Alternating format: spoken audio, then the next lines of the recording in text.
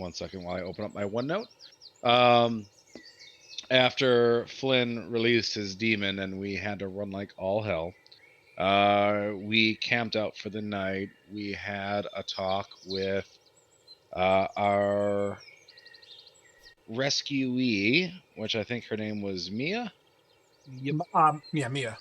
Actually, she has Mia. a whole name now, guys. Her name is Mia Jodovich. No, I'm just kidding. It is in here somewhere. I just had it up. It is Mia Quang. Mia Quang. Quaing. It has a very Asian dialect feel to it. So we had a little chat with Mia Kuang, who turns out that she is a squire for somebody who was at the fortress of Gorkil. Gorkil's Hold? Gorko, yep.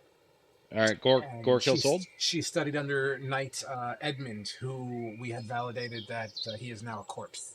Therefore, Correct. He's no longer under any charge.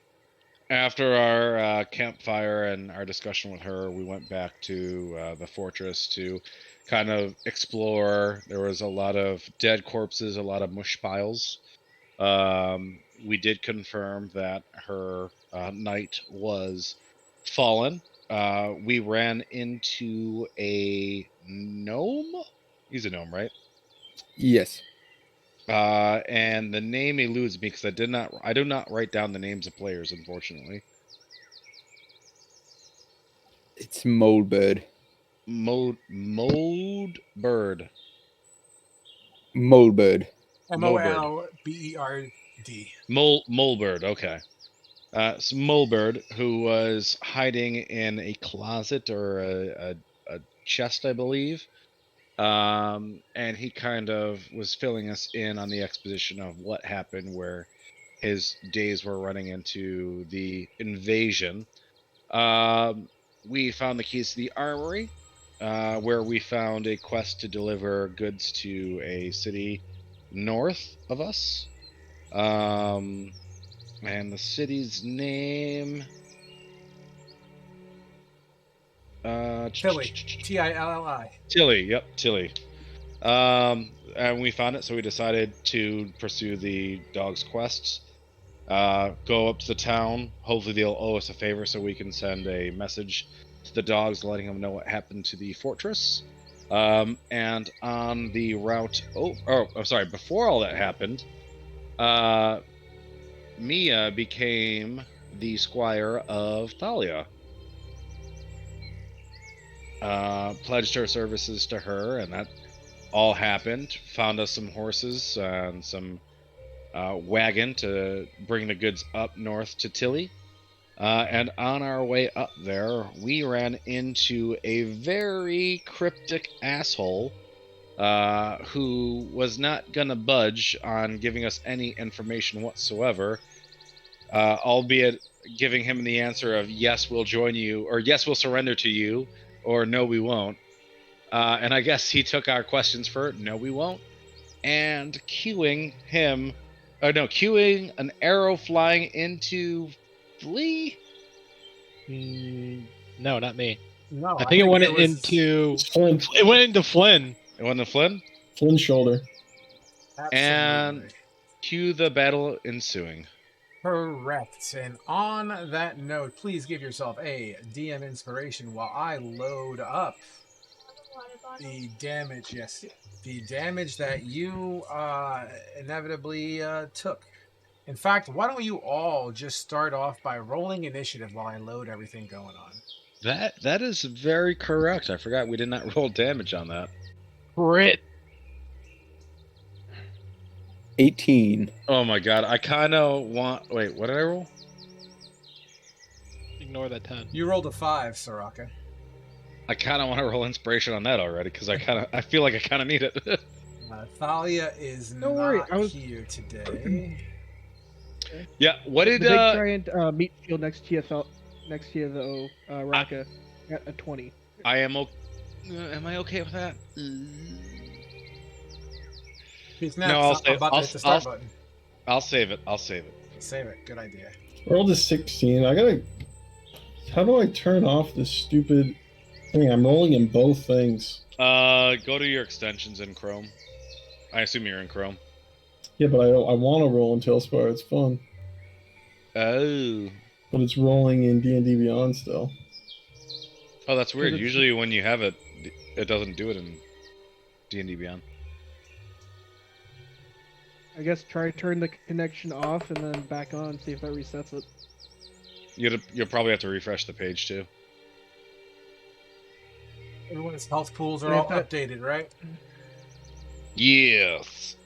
All right, guys. I'm going to go ahead and load up our map for this evening as we get this party and bitch started. It is known as... That's not it. That's not it. That's it. I gotta come up with a naming convention. By the way, Holy Panda says hello, everybody. Oh, what Hello. up, Casey? Hello, Panda. Haven't heard from him in a minute. That's correct.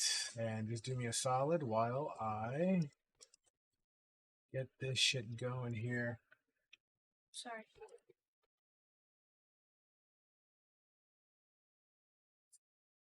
Tools. We're just gonna hide that player real quick. Please hold. Bang. Thank you. I haven't quite summoned you to the table yet, I'm aware. That's all right. Take your time. I have to remember like all the features that this healing chick has now. All right. Your marching orders. Who was in front of the individual? I was like, Soraka. You're right in front of I me. was dead in front with Gareth at my side. Gareth at your side. Correct. Okay. Boom. Flynn, you were further back, right next to the horse. Yeah, but I'm one side of the wagon. Either way. Thalia was in between, but I think Purple Demon Baby, right? Gotcha. Yeah, So it's she's just- gone. It's me and Gareth and everybody at the wagon then. Mulbird, you were next to Flynn, I'm imagining? I was inside of the cut at the moment. Gotcha. You're inside the cart, so I will just dump your happy ass on top of it to represent. I believe Mia was also in the cart, or at least riding in the back. No, she was told to hang back, I believe.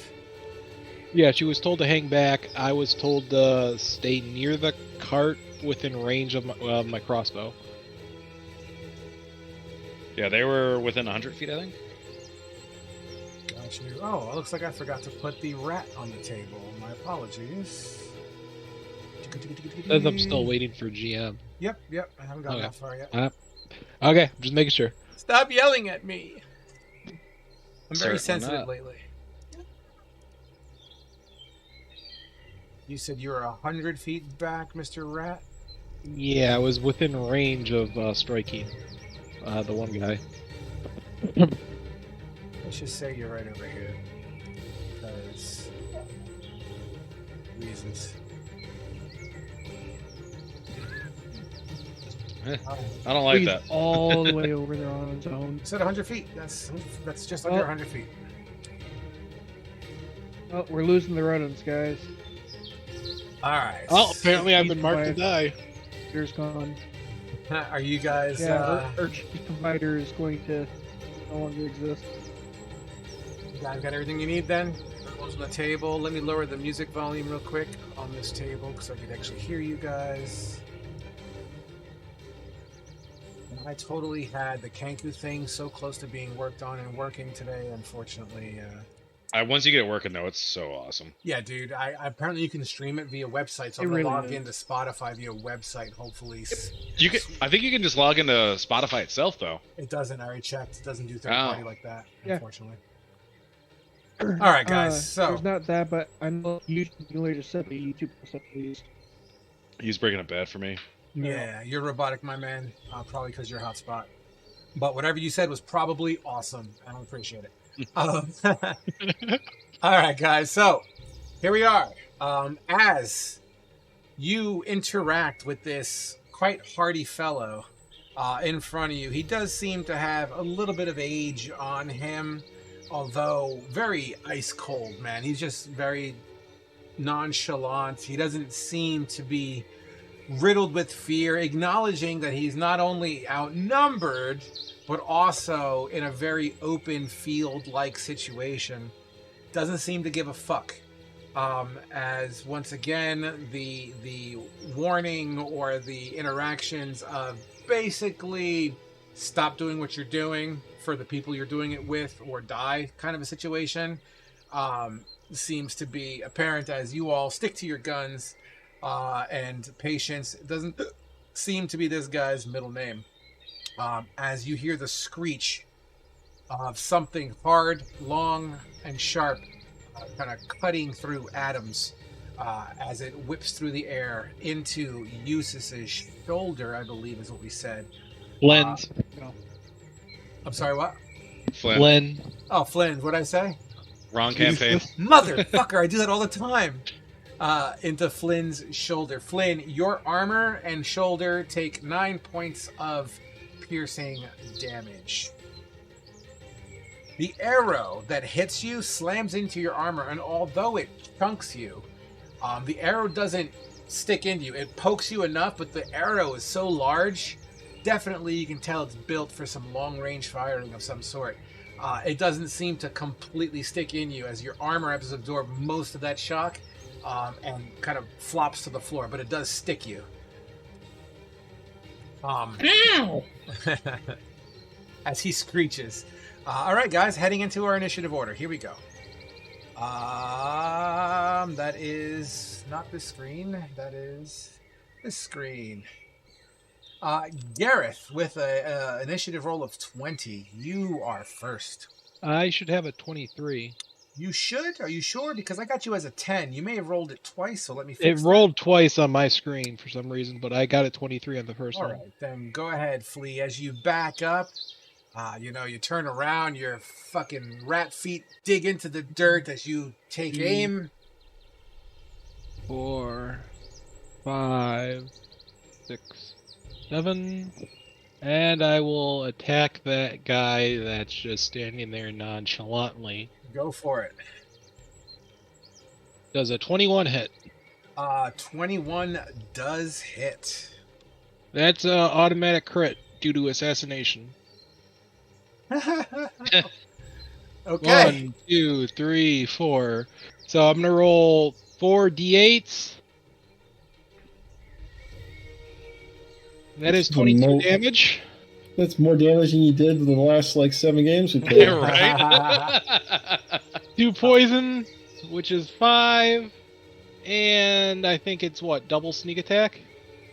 So 22 damage, and then you said 5 damage. And then what? I have a sneak attack roll. Okay. So right 2 click and 16 damage. 38. Why don't you plus 5. explain where it hits this guy?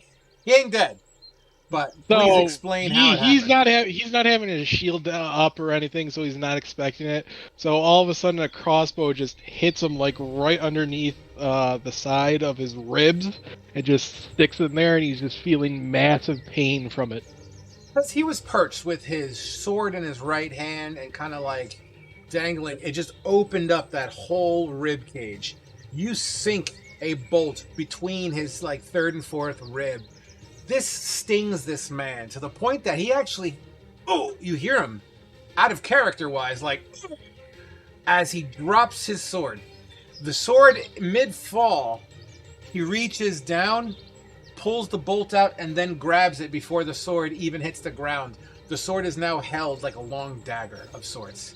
So, and catches it. And now he's in some sort of fighting stance with his shield in his left hand, and his sword is not facing up but facing down, so he can kind of long slash with it. Some sort of a weird fighting style, I guess would be the best way to say it. Question. Did Yes. we get rid of the new conditions that happen when you get a critical? I don't know what I mean. He means because he's a cross. Fuck it, no. Let's just go with it. What do you got?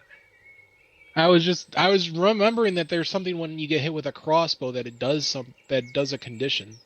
Crossbows, I know, are the short range conditions, and the longbows were the long range. So you're definitely not within short range. I think it's like within 30 feet or Piercing. something. It's piercing, right? I Target guess. becomes impaired until the end of your next turn. Under what range? It's a weapon damage types crits. It's the one with the chick holding the axe under your pins. All right. Well, I'll take your word for it. What does it say for the condition then? What does it do? On critical hits, the target becomes impaired until the end of your next turn. Correct. Impaired, what's- an impaired creature has disadvantage on attack rolls, ability checks, and saves that use strength, dexter, con. Okay. Fine with me. Would that be your turn, Flea? You're I so have dead. nothing. I have nothing left. I've already been marked. Okay. He I'm definitely pretty sure feels Zoe already marked me. it. She hasn't picked anyone today because she's grounded. But yeah, definitely a trickle of blood falling down his side. Gareth, you are up, having seen this really fast pickup. What do you got? I was going to go and just take the swing. Get it. I assume you move 5 feet forward.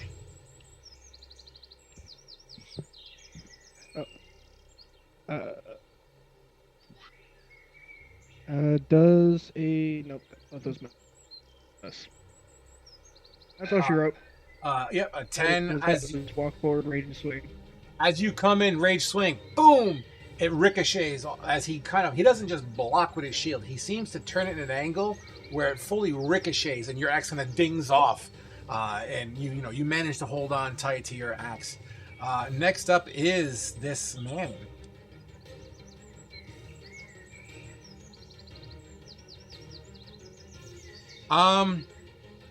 Soraka, odds or evens? If you guess it right, I attack you. Evens. Evens. It is odds. As this individual kind of does this clockwise body spin as he moves to rotate around this hulking mass of orc flesh, swinging. Is there two of them now? Oh, it looks like it doubled up. Nope, that would be kind of cool if it was, though. All right, so, this is a disadvantage, right? Yes. Don't open the door. Who's that? Chris, it's Linda across the street. Give me 1 second, guys. My neighbor's knocking on my door. Give me one brief moment. I apologize. Oh, no problem. I'm the one who needs to apologize. I was expecting something from my daughter, from my granddaughter, and I opened it. It's for you. Hold on. Don't go anywhere. This is you. So they gave the wrong ones to the. I'm sorry, I didn't mean to That's open fine. it. I appreciate it. Sorry. Thank you. Be careful. I don't have a light. I'm sorry.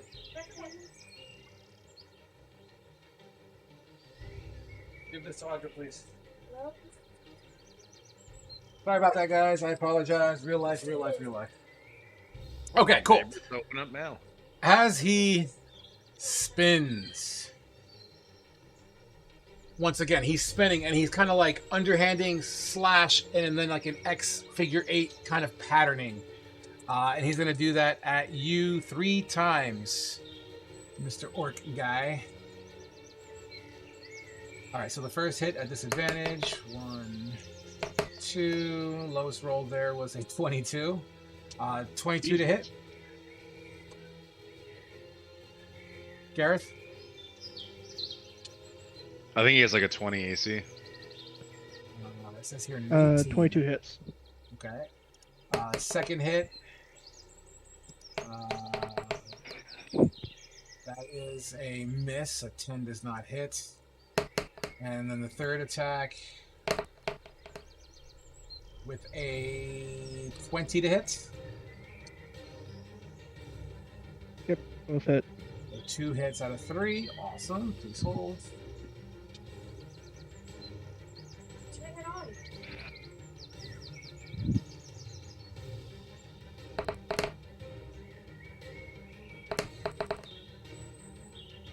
For a grand total of 14 points of slashing damage. So it gets dropped down to 7. in a rage. You see him Alright, begin easy to. enough. He begins to go. "Ah!"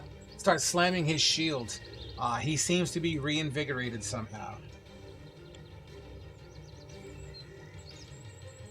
That'd be his turn. That'll be his turn. A screech can be heard flying across the sky.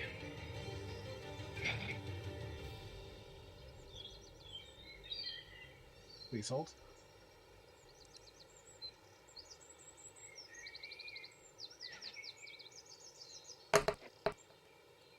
Flynn, a 22 to hit. Hits. Ooh, you're taking it, huh? Oh, I can't not take it. This is a pretty loud screech. Do like we all see this arrow flying?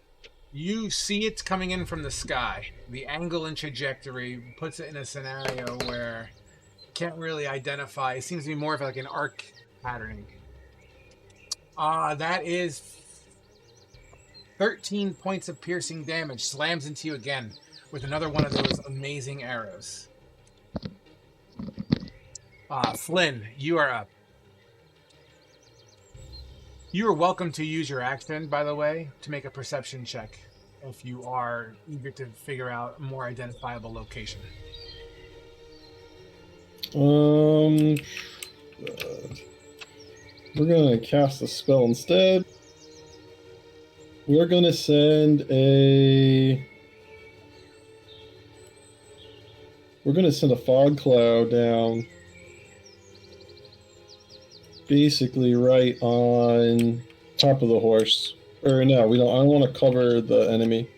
So Which one? The soldier guy, the warrior type guy?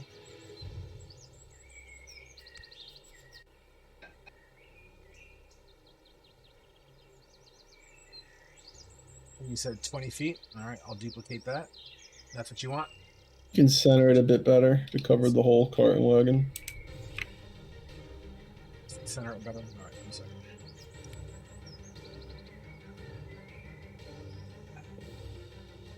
That look kosher? Yep. All right, I'm making this a permanent structure. All right, as the well, what's your spell? What does it look like? Well, Flynn's got this like a little blue, dark blue, icy blue tint to his spells, and as he casts it out, the fog just starts. It just lifts off from the ground until it fills the area a few seconds later. And then I'm going to slide over next to the cart and kind of kneel down a little bit. And that's the end of my turn. Gotcha. So, giving you some degree of cover. I'll make sure to use that if you get shot again. Soraka, you are up. Stole my thunder there, Flynn. I'm also going to use a fog cloud Nice. Go ahead and measure it out. at level 2, so it has a 40-foot radius.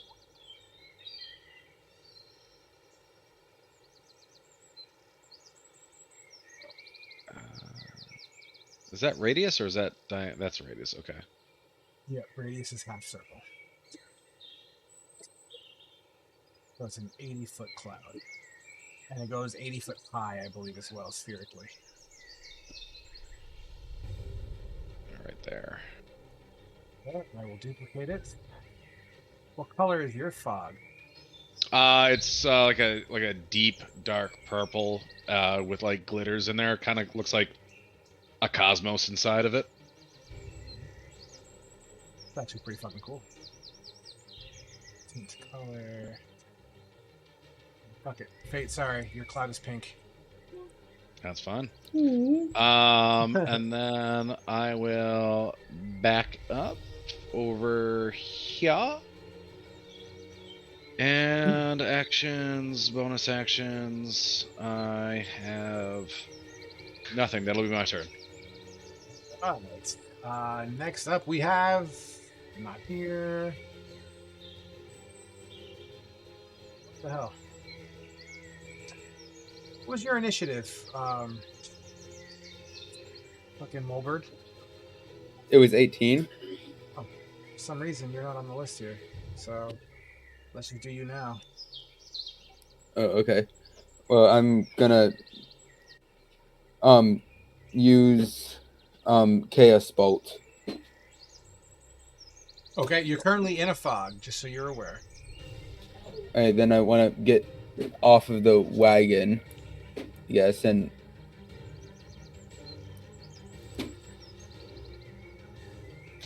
move about 25 feet, I think. Okay, so getting off the wagon's about 5. All right, so I'll give you 5 there. That means you got 5 more arrow moves. Okay. Plus your speed's 25, which I don't think it is. I think only dwarves are 25. No, I'm I think 25. gnomes are 25 too. Okay, Like so any you get small 4 races. more.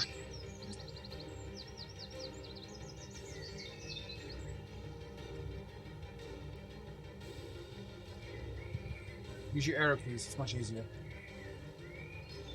Alright, arrow key. Oh, there we go. See. 3, 4. So technically, you're still within that fog, just so you're aware. Okay, then I'm just want to try and throw my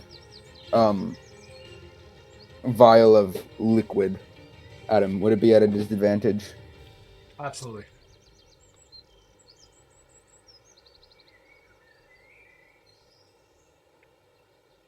Does a 22 hit? Does a 22? Yes, fucking 22. As your vial of this viscous, yellowy, orangey goo flies, shattering upon his chest plate. It begins to sizzle. For 2 damage. Got it. Awesome. Would that be it? Yes. That brings us back to the top. I believe everyone went. Flea, you're up. 5, 10, 15, 25. Oh.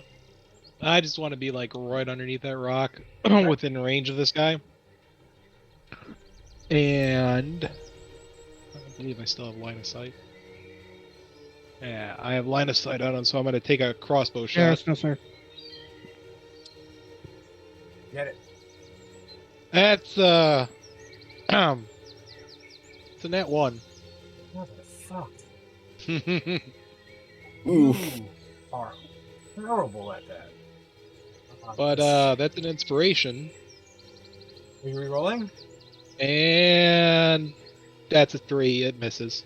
Oh, jeez. Thought it was a 1 for a second. Thought it was a 1 too. Awesome. Well, I'm going to keep the fumble table up. just in And case. I'm going to bonus action hide. It's a good idea. As you kind of lean up against the rock structure, trying to get as much cover as possible. Gareth, you're up.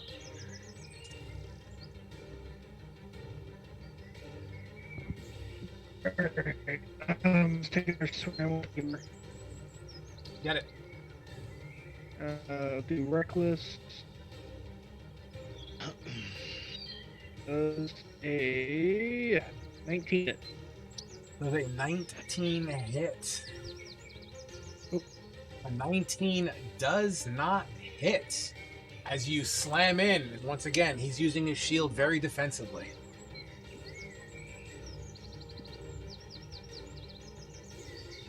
Well, so shoot. Got it. Dog is not here, which brings us to, let's just call him the warrior for now. The warrior continues to get fancy footwork. So he spun clockwise the other way, slash, slash, slash. He's spinning back in the other direction. Slash, slash, slash.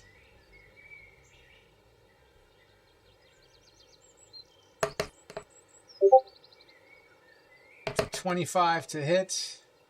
That's a 22 to hit. And a 17 to hit.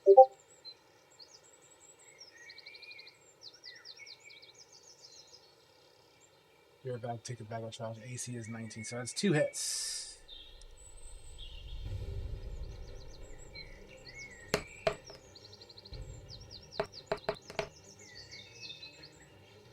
That is 22 points of slashing damage, scraping across flesh. Can someone take a mental note of that 22 points of damage so he can alter his character's health when he gets back, please? Yeah, because Sure. I think he takes reduced damage while raging. Got you. So 11 points. Doesn't rage go away if you don't make contact, or does it just have to be an No, attack? you have to do damage or receive damage. Okay, so he's receiving damage. Got it. All right, cool. That takes care of that guy.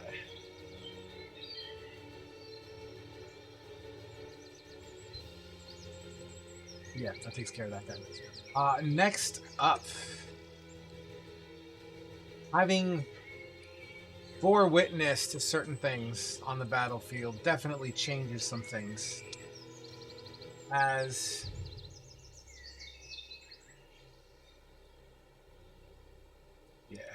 yeah, that's what's going to happen. Going to be a disadvantage to you, Soraka. That is a 16 to hit. That misses. Good. You hear a screech. Hits the ground right next to you.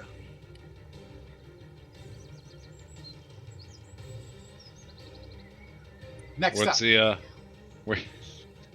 If I were to look at the angle of the arrow in the ground. I'll give an investigation because you're intelligent. I'm okay with that. 18. With an 18, I mean, it's definitely based on the angle of the dangle. It's definitely from really far away.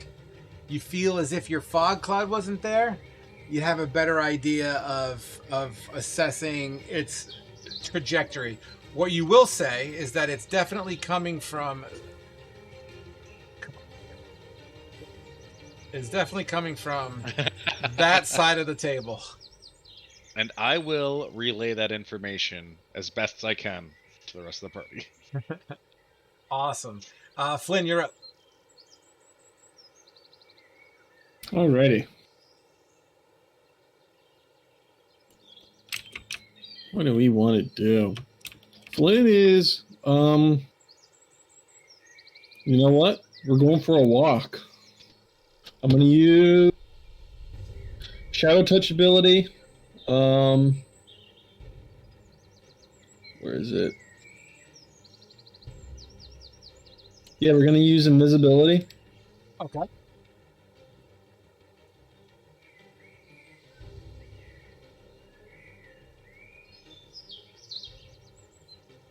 Going to move outside the fog cloud, and we're going to try to, based on being shot twice and the call out by Sorka. Are you going to cast a blind fireball? No. Okay. I want to see if I could get an idea where I can. I want my character to point. I think it's coming from that way. Like, where would he point based on getting hit with the arrow twice and hearing Soraka's call out? I mean, same general answer. If there wasn't an 80-foot sphere of fog in front of you and cloud, I think you'd be able to get a better assessment. But whatever it is, it seems to be coming from that side. You're right. That's the end of my turn. Got you. As you point, no one sees you as you're invisible. Saraki, you're up. How damaged is Gareth looking? Based on this, he's at 58. I don't know if he's taken away the 22 already. So if this is accurate and he hasn't done the 22 yet, I'm saying 36. Well, half of that. I'm sorry. So 11 damage on top of that then. So 47 technically. Alright, so I'm going to action Starry Form. My staff will radiate, and in the center we'll have a constellation of the chalice. And I will bonus action Healing Word Gareth. Okay. So let's do that. So that's 9 plus my life domain, which is 3 more, so that is 12 points. And then starry domain is what? Chalice is a 1d8 plus 3.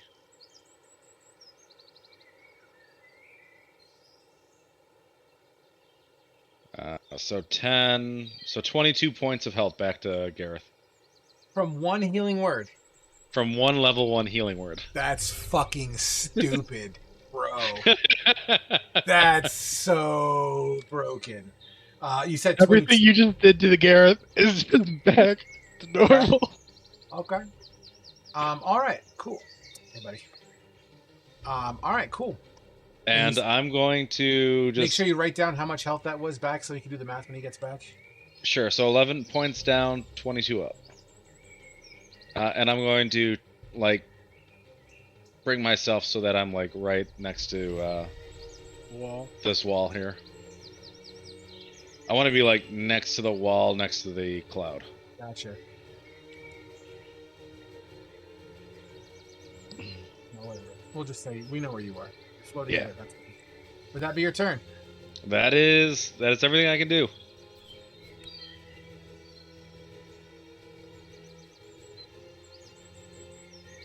Okay.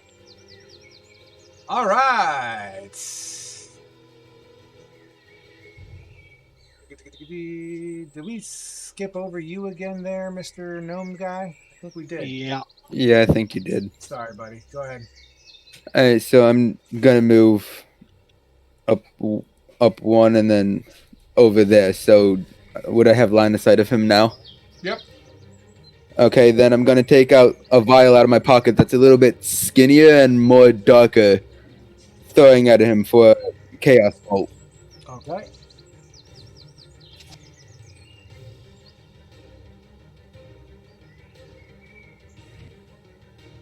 All right, I'm back. Sorry. Is a 23 hit? 23 does collide with this guy. And you got good rolls. For 8 for 8 damage. 8 damage it is. Why don't you explain what happens when this vial shatters on this character? As it shatters on him, the liquid kind of absorbs into his skin and does a little bit of sparkles after it. He'll grunt as it's now Flea's turn. I'm assuming that's all your turn, yes? Yes. Okay, cool. All right. Let's steady aim crossbow. 12 does not hit. And I'm It does going to not. continue hiding. Got you. Gareth, you're up. Yep. All right, we're going to sit here and take a swing at the femur again. Get it. And those are both. That's a miss. Sure and holy fuck That's all she is. wrote. As you continue to swing, and this guy's just highly defendable. Bing, bing, bing. Apparently, glass vials are his weakness. All right, cool. Yeah, that's all she wrote. And now to go back in the proper rotation of things, technically, it is Gnome's turn again. I keep on skipping over it. Okie dokie. Then I'm gonna throw my regular vial at him again for a 26. You serious? Yes. And it does 6 damage.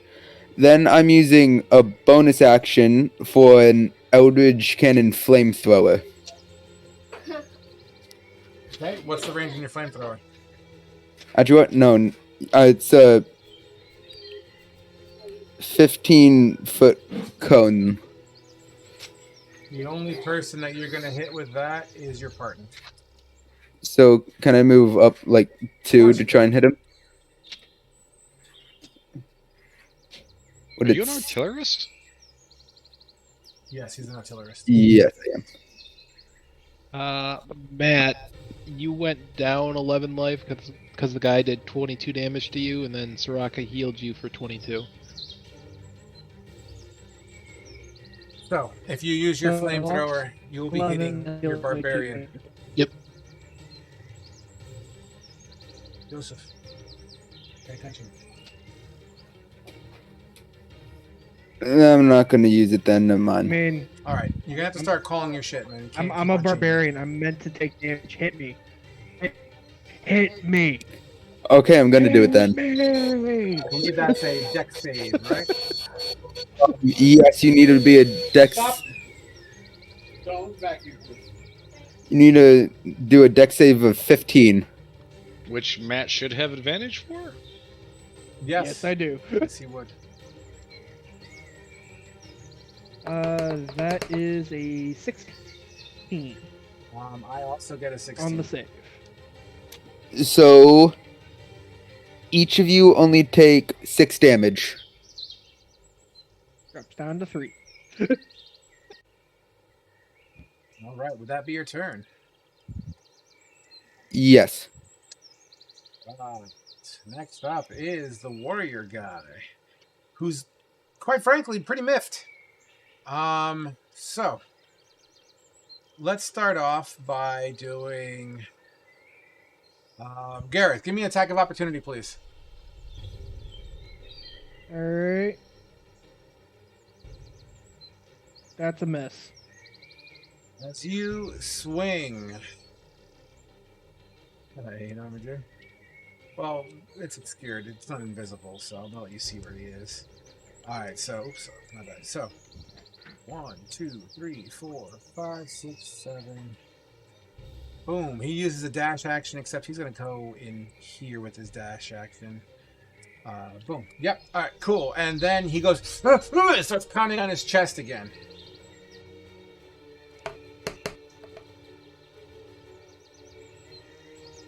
This man pumping drugs into his system? Maybe. All right, that takes care of that.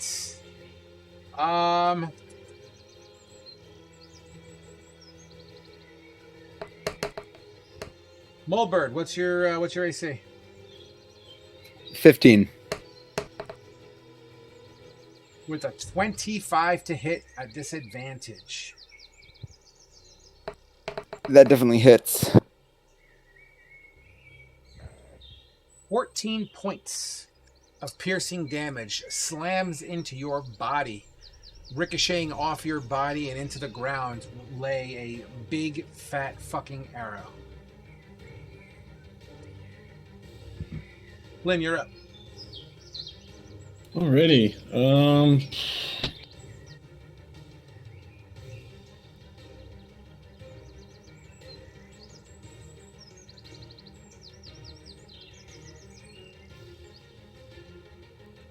One's gonna move right here, and I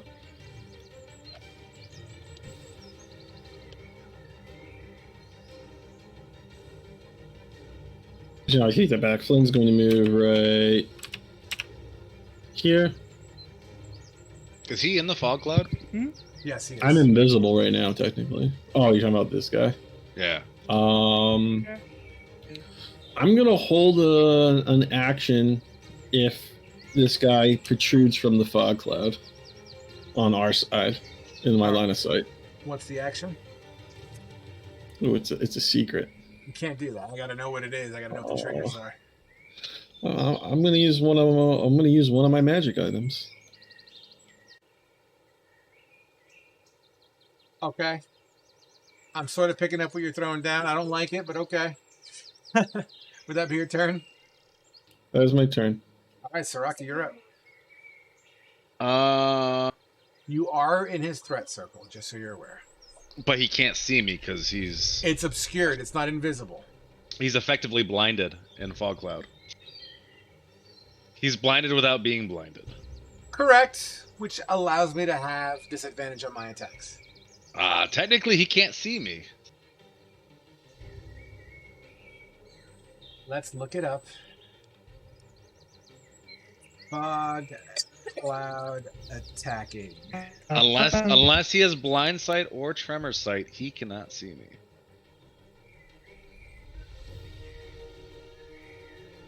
You're gonna have me look at this up. Let's see here. When you cast fog cloud, it creates a heavy fog cloud depending on the slot. Yeah, smokes and essentially it's like smokes in this game. You need to know where it is the placement, however, blah blah blah.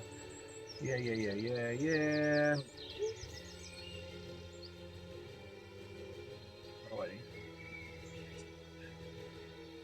Trying to find out right now. A creature trying to see through cannot see anything. Consequently, spells that require caster to see their target automatically fail. So creatures trying to see through the area can't see anything. Consequently, spells that require caster to see the target automatically fails. So I guess it's basically like those DC It's like check dark spells. It's like darkness, but it's a physical fog cloud. Creature trying to see through the area automatically fails an ability check requiring sight. For example, someone doing an investigation check on a mechanism that's inside the fog cloud automatically fails. A creature attacking someone in the fog cloud gains both advantage and disadvantage on their attack rolls. Firstly, the creature gains advantage because the target's blind. However, the creature also gains disadvantage if they are also blind themselves. Thus, the two circumstances cancel each other out and the creature makes a regular attack roll. That's dumb. A creature in a fog cloud attacking someone gains advantage and disadvantage on their attack roll. Similar to the previous situation, the creature gains an advantage because they cannot see them, but they gain disadvantage because they cannot see their target as well. As I mentioned, the two circumstances cancel each other out and the creature makes a regular attack roll. So it comes down to sight, and since an opportunity attack, you need to see them, he does not get one. You've convinced me. I'll give that one to you. But at the same time, all of my spells require sight, so I cannot do anything to this guy. Understood. I don't know if I saw him go into the smoke though with my angle. Sorry, say again. I don't think I saw him go into the smoke with my angle since I like butted right up in there. Is this guy wearing like heavy like plate mail? He looks scared. All right, so if I heard him, I'll instinctively back away then. I don't know if I want to get too far away from this wall though, but I don't know if I want to lure him to flee. I will back up here, staying next to the wall, and I will ready Toll the Dead if I see an enemy emerge from the smoke. Well, Steve, you kind of did hear him because remember he was pounding his chest. Would that be your turn? Yes. All right, Flea, you're up. Well, I can neither move out nor move into the damn thing or into the smoke cloud. From my general direction, I would have seen him run into the fog. I'm gonna ready my crossbow so the bolt's gonna fly as soon as he pops out, or I see a limb fly. Okay. That's all I can do, and Got I'll it. end my turn. Gareth, you're up. I have no clue where he went. Well,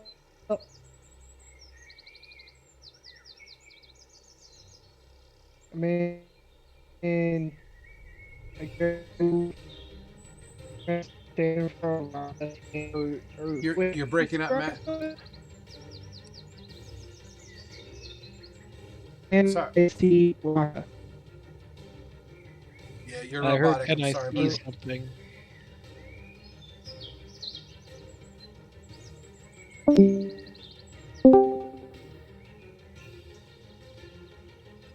Can you hear me now? Yep. Hey, Okay.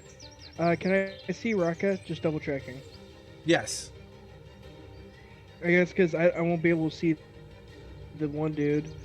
I'll just move to stand in front of Rock. It's just like not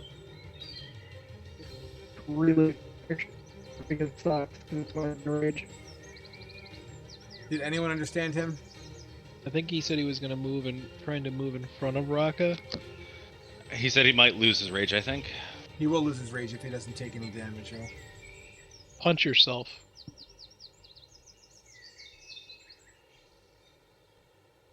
Get angry, punch yourself. You know, there are some DMs that don't allow that. You know that? I mean, that makes sense. I mean, like, I mean, I would say no, it doesn't count because it's self-infliction. Not... I Yeah, feel like no. Yeah. Can you hear me? now Yeah. we Yeah, can. no, yeah. Okay. Move in Yeah, I'll front just of move in Raka. front of Raka as yeah.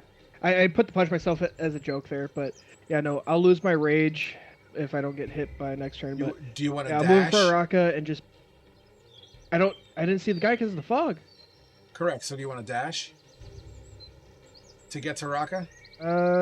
If he ready, no, I'm not gonna backseat play. Yeah.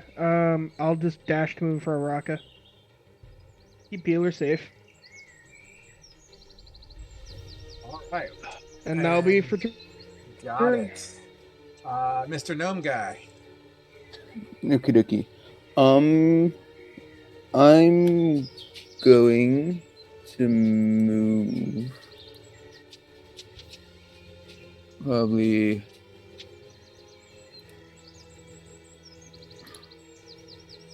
right there.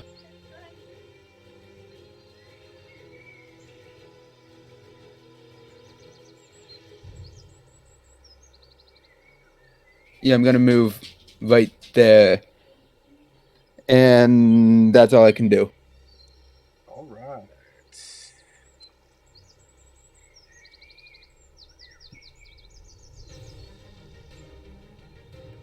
All right. Next up, we have the Warrior Guy.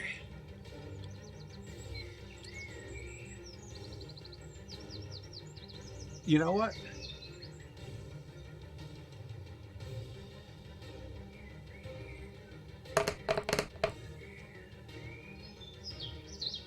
You hear the smashing of glass.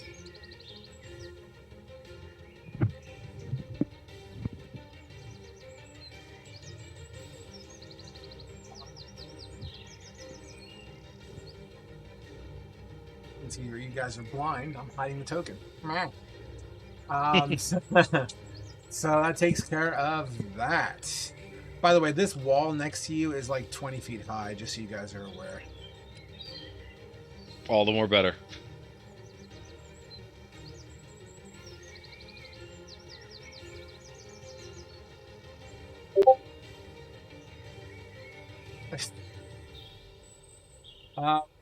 Flynn, are you still invisible? Yes. All right. Mulbird, Yes. you ready to go down? Oh no.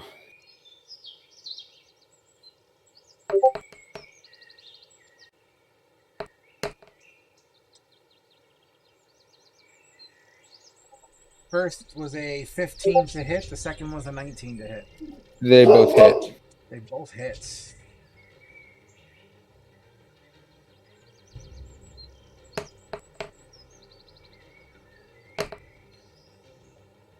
A 12 and an 11. So is that 23? Mm-hmm. I'm still standing. As two arrows slam into you. What you find peculiar is that these arrows seem to be coming in from a different angle. Don't tell me there's more than one. Flynn, you're up.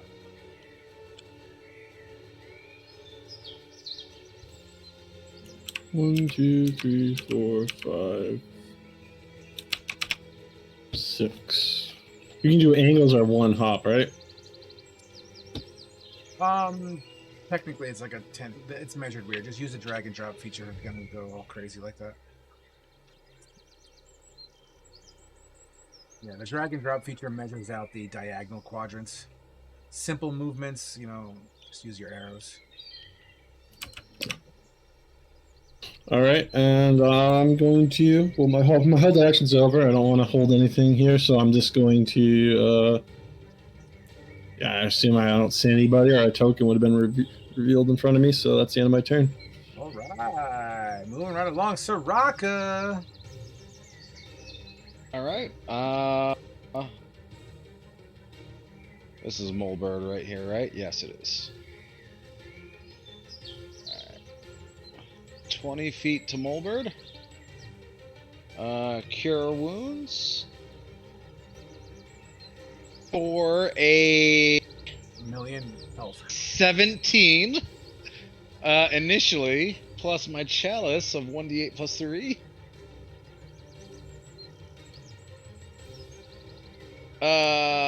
So 9 plus 17.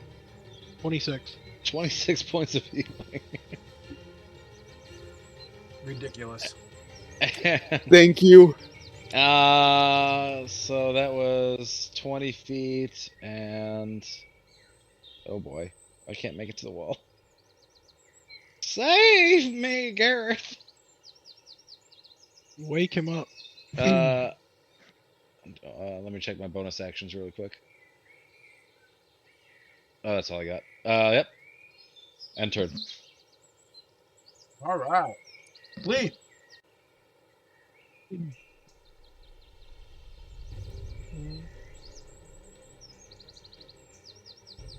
Huh.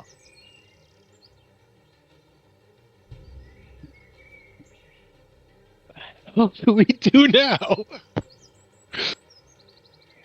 Well, Find the damn archers.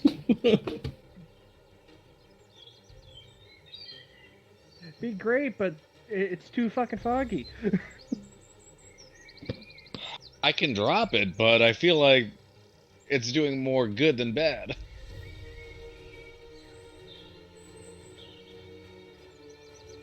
Hmm. I'm just thinking about this right now. Gareth, how tall are you? 8 foot.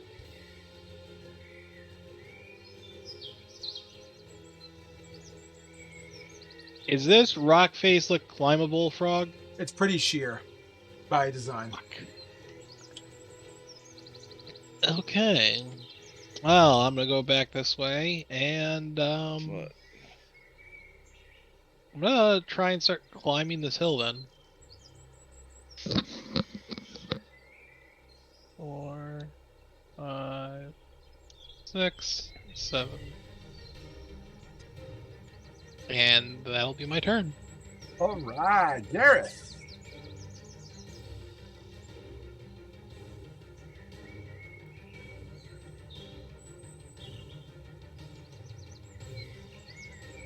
No, I'll do it at the moment.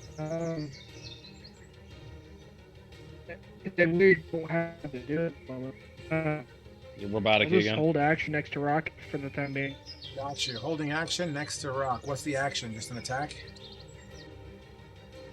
It to raid for a Rex attack if they get in range. Say reckless attack if they're in range. I mean, I'll give you the hold of a reckless attack, I guess. That sounds whatever. I'm okay with that. Where do you want to be? Right here? Yeah, next to Raka. Okay. That Sweet. works. All right, Molbird, you're up. Hey, I'm gonna move. 1 second, I'm trying to figure.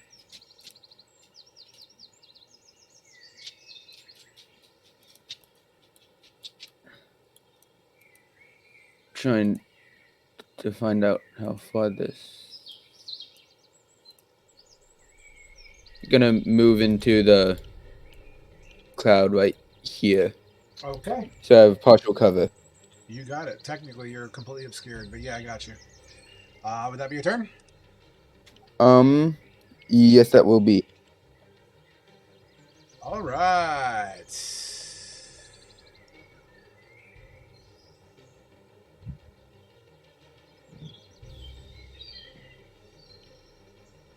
All right, go ahead and give me your reckless attack there, buddy.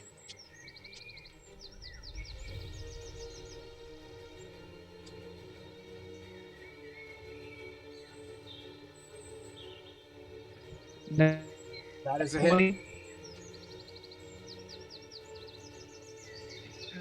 The two sides that was a nat 1 and a nat 1. That is for 7 damage. I'm sorry, how much? 7. 7? Got it. All Yep. right. I rolled a 1 and a 5, and I got +1. Beautiful. As you crack into him for 7 points of damage, taking it like a champ, screaming, charging up with his blade in his hand, inverted, slashes across, aiming for Soraka. Are you ready for this, Soraka?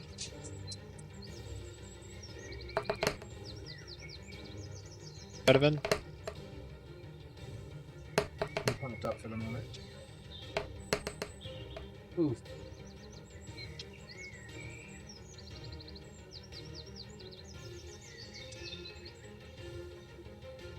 Waiting for him to get back because this is going to be kind of important.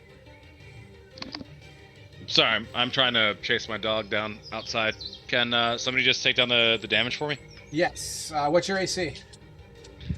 17 or 19? 1 second. The 18. 18. 18. All right. A 23, a 27, and a 22 all hit. Yikes. Oof. Oof. Oof. So the first hit slashes across your chest for 11. The second slash for 9. The third slash for 9. So you're looking So, at 29? 29 total. Jesus Christ. This man is not playing around.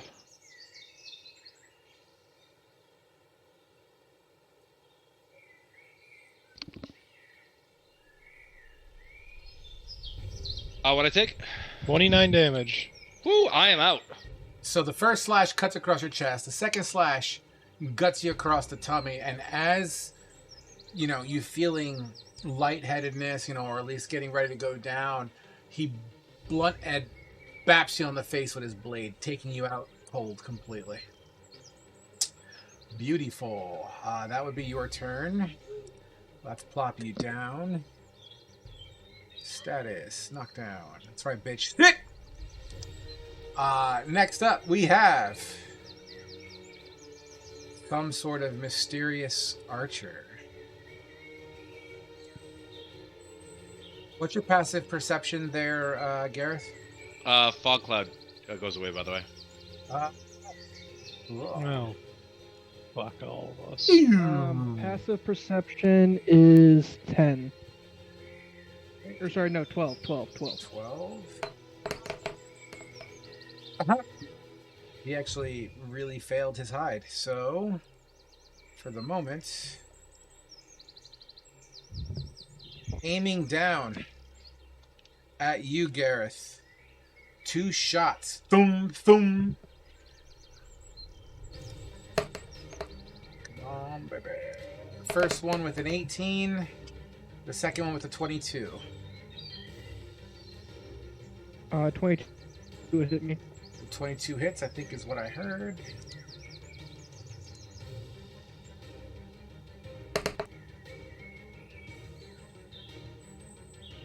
And that is going to be for only 10 points of piercing damage. So it's 10, gets And, half. Or wait, no, I'm not raging. That was actually a straight 10. and ducks back behind the rock ledge and covers. Flynn, you're up. All right, so. Oh my god. Do we have a way to res Soraka right now? We probably don't. All right, yeah, we're in trouble. Flynn's gonna move half his movement, or no, not half, just 10 feet right here.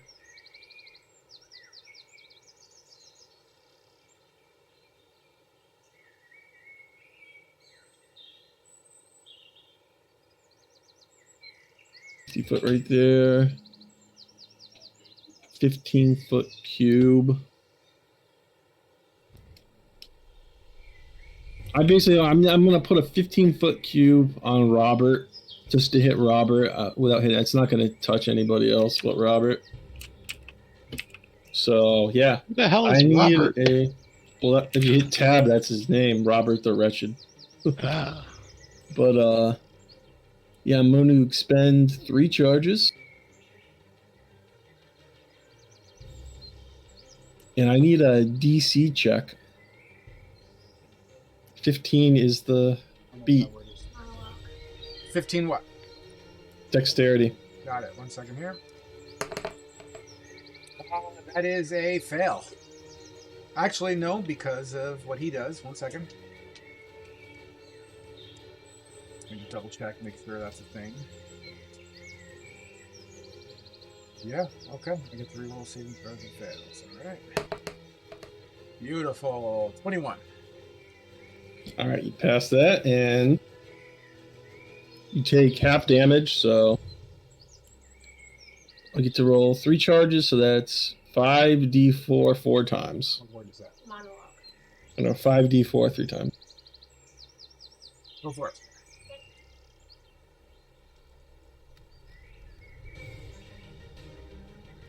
Ten, Wow, look at all those ones. 19, And what are you using? The wand? Or the ring? 18. So 10, 19 plus 18. What's that? 10, 19, 18. Whoa. Is this the ring? 30, Yeah. That's 47? Yeah, I already did the math. I did them each individually. Boom! Why don't you explain what it looks like? I kind of just make a fist with this magic, and he reaches out like he's trying to grab the sky, and he has these 3 little, like, purpley stars just kind of start spinning rapidly around his hands, and they fly up into the air, and then they come flying right back down, spinning around Robert, and they just kind of explode, doing, what was that damage? We said 27? A lot of fucking damage. What was that? A lot thought of it was fucking 20. damage. Yeah, it was a massive hit. Absolutely. Boom, boom, boom. This individual seems to be quite stunned and shocked at the situation. He actually looks over his shoulder up at the mountaintop or the hillside, whatever you want to call that. Question: Does using a magic item count as a casted spell? Can I bonus Absolutely. action spell? Okay. You can still bonus action. I'm going to take cover behind the tree now. Okay, got it. Would that be your turn? That is my turn. All right, Soraka, death save. Yeah, just let me know what you get. Beautiful. I'm muted. How do I change the roll? Good question. I What have do you no mean? idea. What are you trying to do? Visibility. Oh, so on D&D Beyond side, Yes. Yeah. yeah. So if you open game log up at the top, it should say send to default, and it has everyone. Oh, Click yeah, I on see the it. drop tag, and Gotcha. it should be to Okay. DM. That's easy. You just click on that, and your rolls until you switch back are going to only be to him. Gotcha. Cool. All right. Coming your way, Frog. Thank you, sir. That takes care of you. That's Flea. You're up.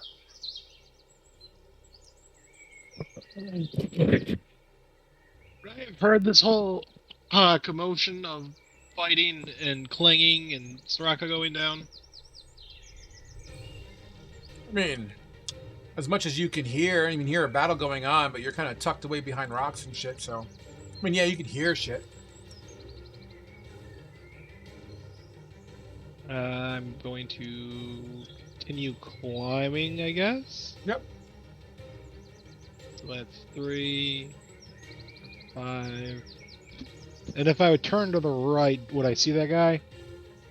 He's definitely using the rock ledge as cover. I'll tell you what. If you give me perception check better than a 15, I'll give it to you. No. Well, on your next turn, you'll be able to see him though. That's 4.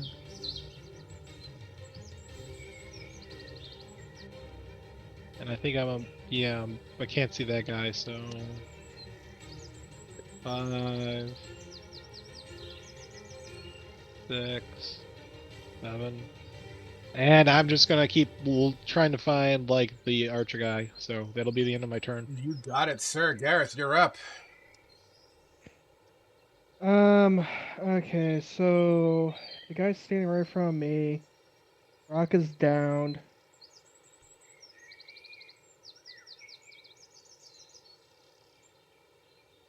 Damn, sir. I can see up your dress from this angle. Hey, watch it now. What happened to the PG rating here?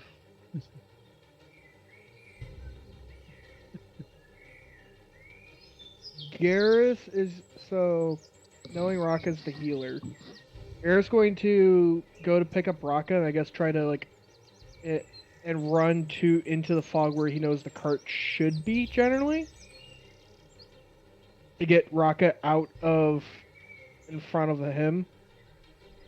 Okay. Does that make sense? So you're picking up Raka and trying to run into the. You're trying to run her into the fog. I'm trying to get Raka out from in front of him into somewhere at least semi-safe or safer. Yeah, I mean you could pick her up and move half your movement, and technically, yeah, I'm okay with that. Now the problem is that if you're gonna pick her up, I gotta take away half your movement only because you're being threatened now. Oh yeah, no, yeah, I have no issue with that. Okay, so you use half your movement to pick her up. Are you gonna dash? Yeah, if I can still dash, yeah. If I can pick her up as like the bonus action, dash over, yeah. I'm willing to give that to you. If I need to pick her up as an action, again, I'm okay with that as well. It's just more or less trying to get Raka out from in front of this dude. Gotcha. You will take an attack of opportunity. You are aware of that, yeah? Yeah. Before I'll rage. For the off chance. I get hit. Bonus action to pick her up or bonus action to rage? It was bonus action rage, and I'll use my action to pick her up and just use my regular movement. Okay. I got 30 foot of movement, so I'll have 15 feet of movement. That should get me just in. 15. It'd be half. So grappling is like half the action. Movement. Yeah, and then it's half movement after you grappled somebody and moving with them. So you're only going to move well, it wouldn't be because technically you have 30 foot of movement, right? You're cutting yourself to 15. Hold on. 15 just to move, but when you're carrying somebody in a grapple or anything in that scenario, that 15 gets cut in half as well. No. The grapple's the action. So he's grappling me, and then when you move with somebody that's grappled, it's half movement. I get that. So we were just discussing how to pick them up, we're going to use it as half action. So you just want to take an action to grapple. Yeah. Okay, I'm okay with that. It was literally just using the action to grapple and pick her up, and using my regular movement, which is in this case going to be 15 after half. Perfectly fine. To get because that should get me just into the bubble if I see right. Gotcha. So the longsword is a 28 to hit, only doing 11 points of damage on you. Which is half in your benefit, so 5 points of damage. Which keeps the rage going strong. That's what matters. Correct. And you said you want 15 feet of movement? Yep, Not quite there. Should give me... Nope. Close enough. The squares aren't 5. The squares are like 10 by 10. Yeah, I thought I was gonna be able to get like... so it's like I thought I was gonna be able to get to just like the square right in front of me is where I thought I was gonna be able to get to. Initially. Would that be your turn? Yep. All right. Mulbert, you're up. Okay, so I'm gonna move. Do something huge. Right there. Turn to Soraka and take like this sort of attachment off of my backpack, place it on the arm of Soraka, press the button, which shocks Surak a little bit. And I use Spare the Dying like that. Did you Okay. just defibrillate her? Yeah, I just got defibrillated. Then I use my bonus action for 1 second. My Eldritch Cannon Flamethrower. That's a DC. What's your spell save? Dex for 15. Okay, that's a fail. It does 2d8 damage, yeah? Yep. And you take 6 damage. 6 damage heard. As the fire engulfs this person, he goes down to a knee briefly. And that's the end of my turn. It is now his turn.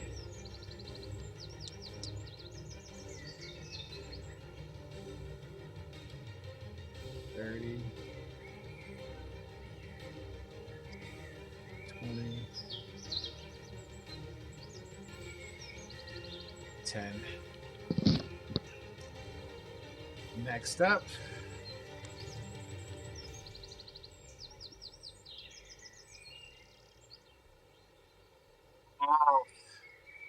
Okay. Okay.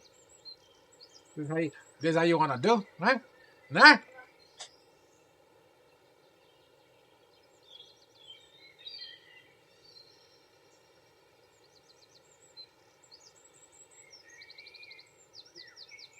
Five feet of movement.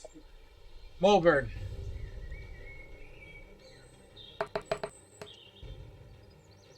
That's a 28 to hit. And a nat 20. Hmm.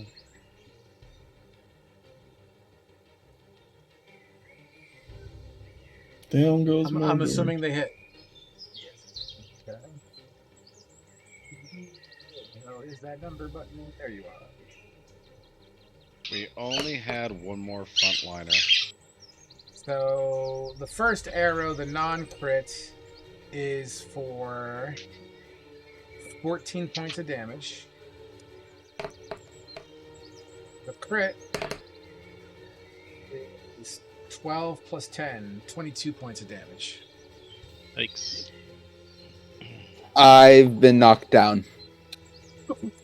2 more arrows flying to Mulberg. Be done.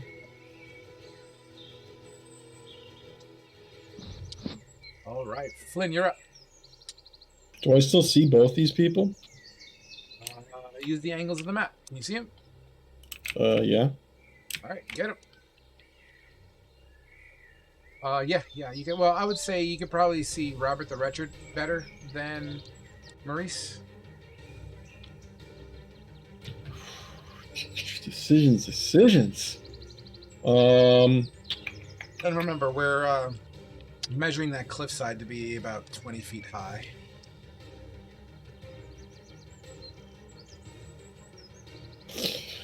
How bloody is Robert the last time I saw him? You saw When him he was take a running knee. away. You saw him take a knee, 100%.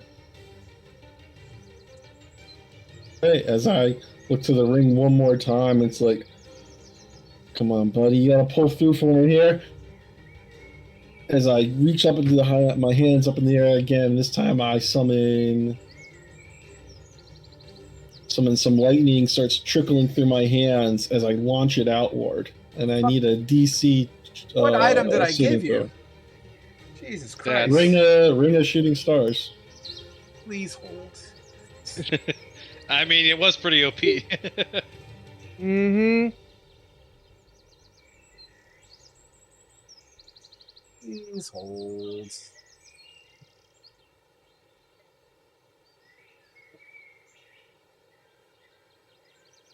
It is not the one that I want. I'm shooting stars.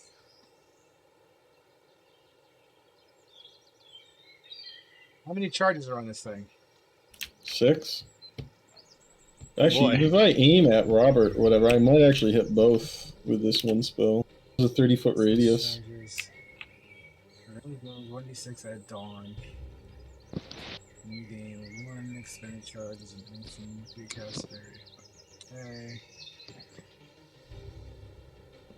So your first shooting stars, you use how many charges? 3? I use 3 charges on shooting stars. Okay. This spell is going to use 2. I'm using ball lightning, not shooting stars.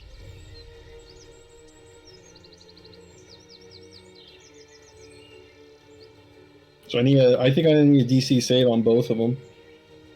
Yeah, you would. What's your what's the rings dex save bonus? It's a DC, I believe, a 15. It's 15.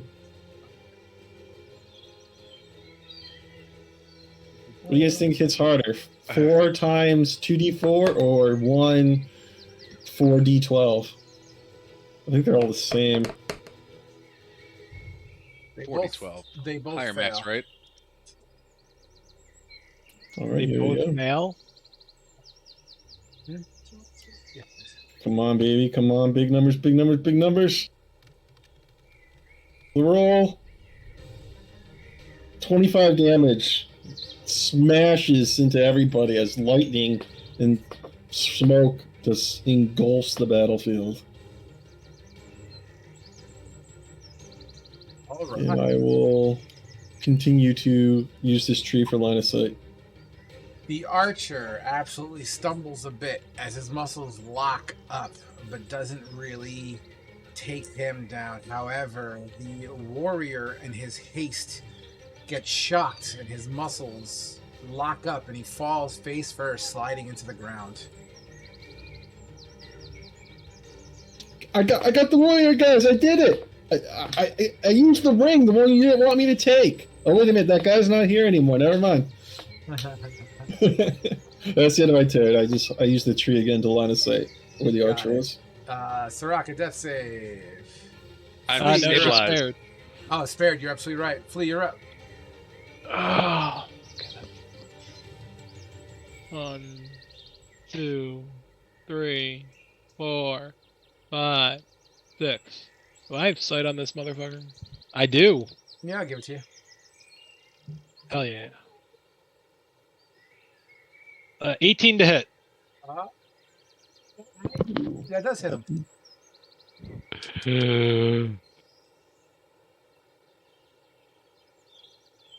13 damage plus 3 poison, and I don't think I get sneak attack, so. Nope. So 13, 16? Yep. And I'm going to bonus action hide and shrink myself down into a small creature near these rocks, so hopefully he can't see me. Absolutely. And that'll be the end of my turn, sir. You got it, my man. Gareth.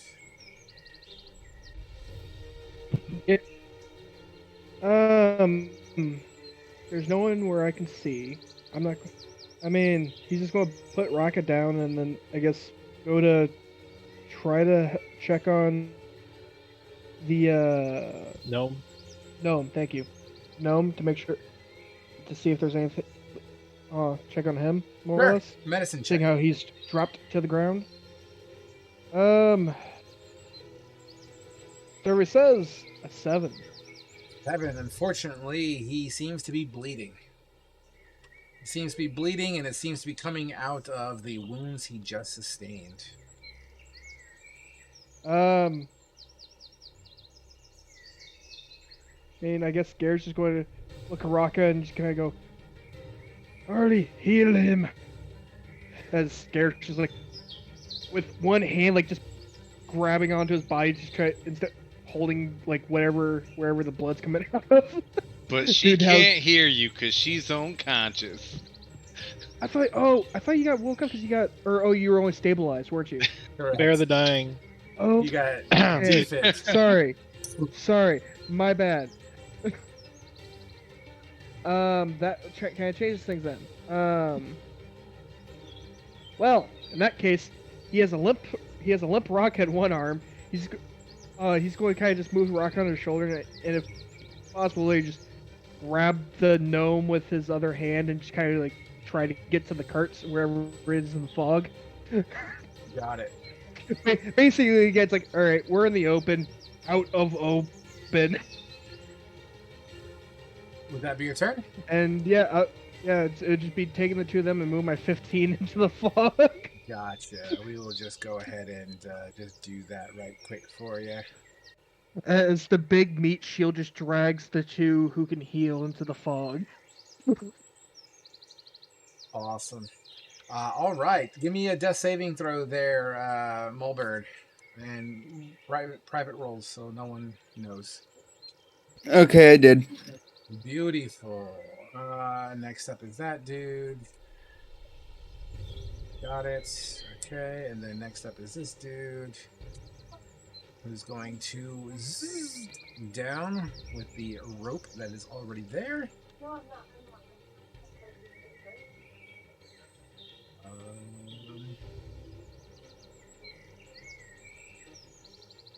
Got it.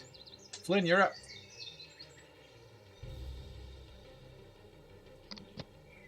Unfortunately, boys, the ring is out of charges. Wait, use 3, and then you use 2, which you I have have a one. charge. Yeah, but I can't do anything with one charge, so that's damage wise. Have faith in yourself. Heal somebody. I don't even have a healing spell. The fuck? He's a wizard. He's not a healer. Have faith in yourself. Heal somebody. I'm gonna slide over to get line, and we're going to fireball the Art Maurice.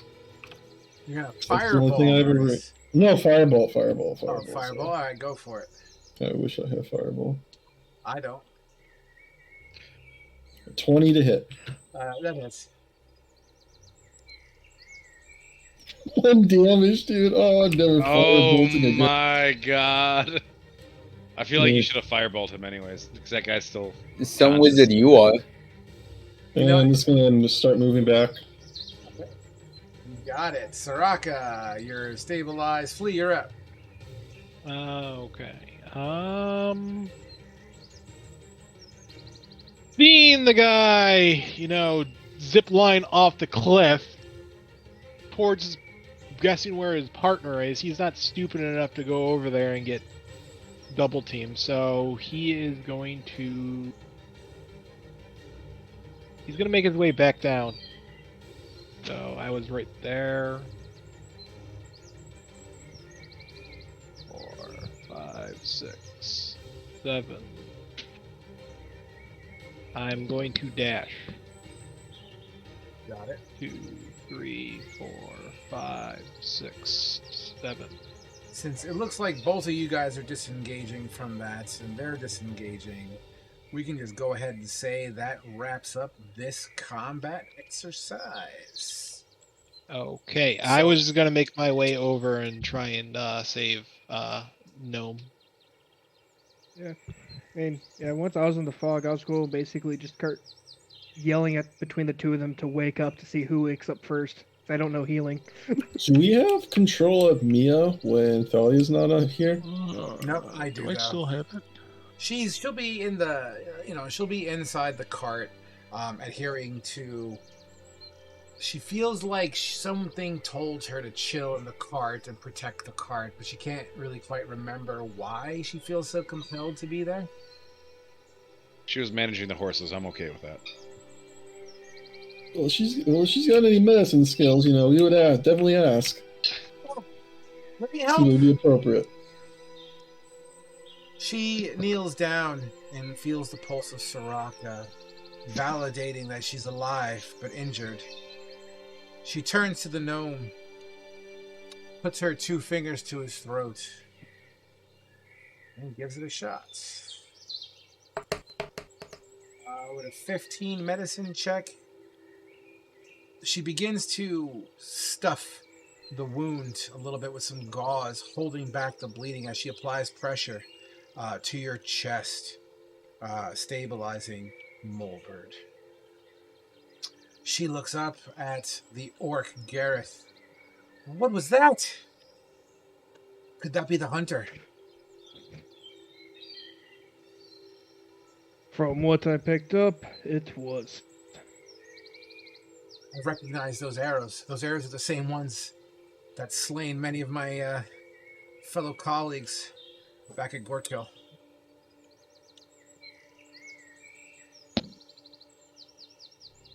Yeah.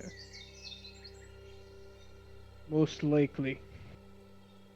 For now, we just need to heal up. What if there's And more of them? regroup. What if they're on their way back? What if there's That is what if he's getting reinforcements? We can't just stay here. You're right. We gotta get people up, and we gotta get moving. With two of our party down, where are we gonna go? We're gonna go forward. We gotta get to this town for protection. As they're saying that, Garrett's gonna reach down, grab Raka by her horn, and just start like smacking the side of her face, trying to wake her up. By my horn? This is the And I'm not even conscious? Ow, you fuck! No, you don't do that. You put her down and dump water on her face. Soraka, give me a D4, please, as Oh. well as you, Mulburn. Yeah. Ow. As Fleece says it, Garrett just kind of looks over Flea, kind of still doing a little bit of a pity slap. And I'm not like picking her up all the way. It's like kind of hold it's like enough to hold her head still. Kind of, if that makes sense. As it's not hard slap. It's just like that pity slap on the side of the cheek to wake up. Understood. You do so. Your two downed colleagues do not seem to be coming through. Out of character knowledge, they both will be waking up in 2 hours with big fucking headaches. Sorry, I missed that. What? You'll be 2 awake in 2 hours, hours. Steve. Okay. You got 2 hour nappy time. You gonna say we load them up in the cart and we keep going?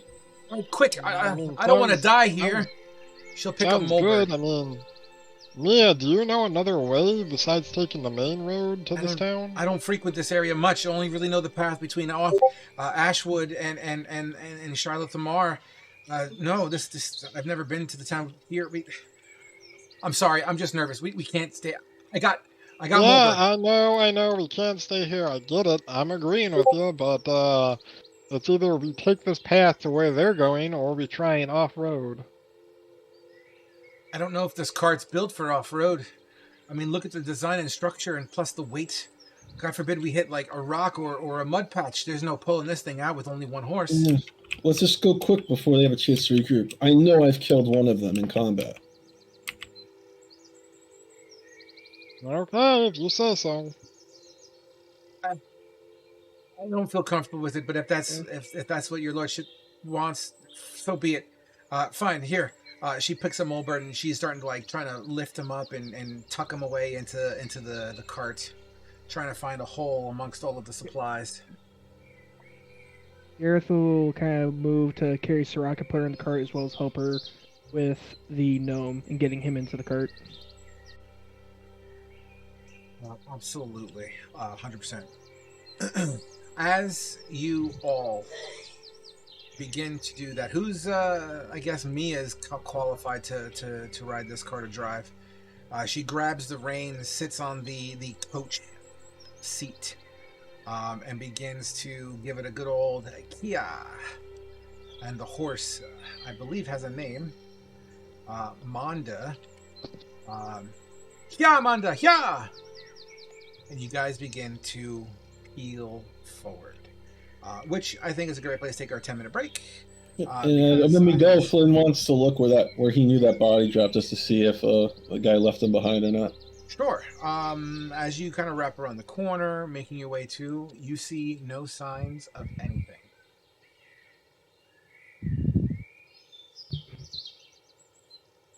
You see the impact crater of your electrical blast, of course, but there is nothing else around.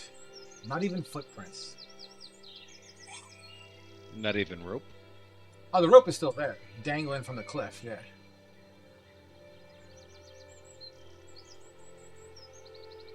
Any other questions before we take our break?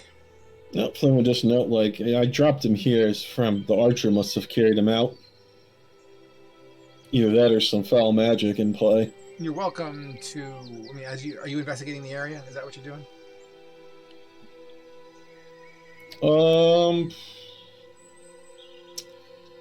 No, I don't want to spend the time for a ritual. Actually, if I cast detect magic, is it instantaneous?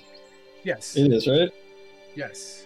Okay, I'll burn a first level spell slot to detect magic in that area to see if I can see if magic was used. You would see the magical residue of your electrical blast, but nothing that indicates any kind of items or magical things here. Just kind of like that atmospheric quality. Outside of that, no, you don't. You don't really see it. Anything magical. All right, I'm gonna keep heading forward. Absolutely. As you know, kind of push your way forward through the shadows of the rocky crags, cover your eyes here and there. The bumpy road makes the barrels in the back, the supplies kind of rock back and forth. You'll see Mulbert's body kind of jiggling as you hit every bump and kind of, because there's no shocks on these fucking things. On top of that, Soraka's body would also kind of jiggle around as we're continuing going forward. Mia continually looking over her shoulder, looking down and back at the two, who is clearly in a position of unease. I don't want to call it panic, but she's definitely not comfortable with the situation that's happening here as she continues to guide Manda Fore. And let's take our break there, dudes. Super fast. We got a short rest with that amount of time that went by, right? Yeah, I'll give it a short rest. Okay, good. Thank you. Bye.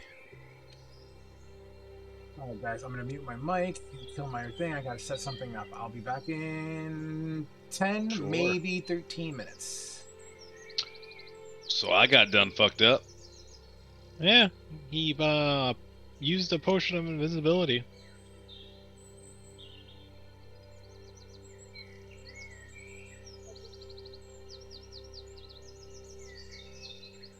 Because he appeared out of nowhere and then shanked your ass. Did he? I thought he just came out of the thing. I was chasing down fucking Molly in my backyard when that happened. Oh, I heard glass break, and then we lost the basically I don't know. Was he? I thought it was a healing potion, but I could have been wrong. I thought he just ran out and started I stabbing. mean, a potion of invisibility sounds more Yes. How am I doing cool. today? Fine.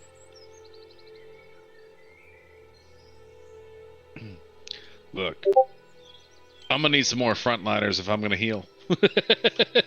Where's Thalia?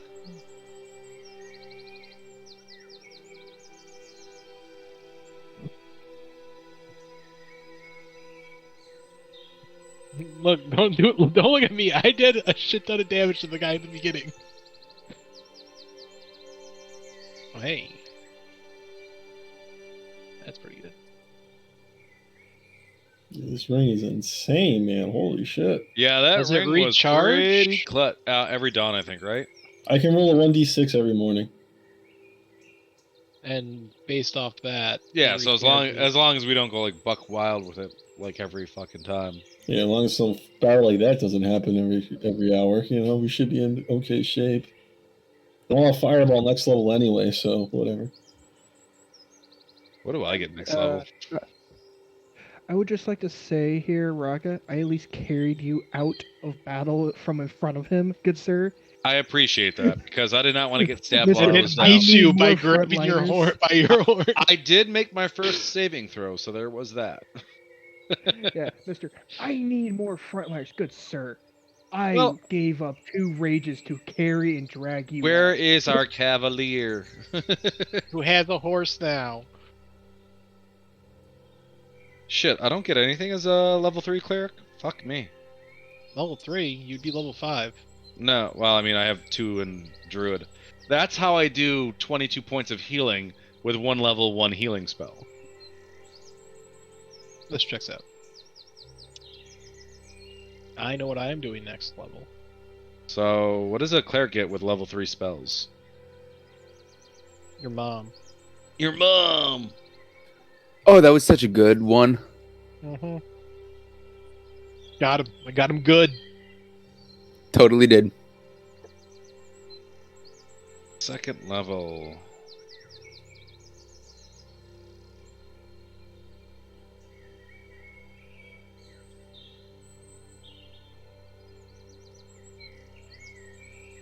Oh.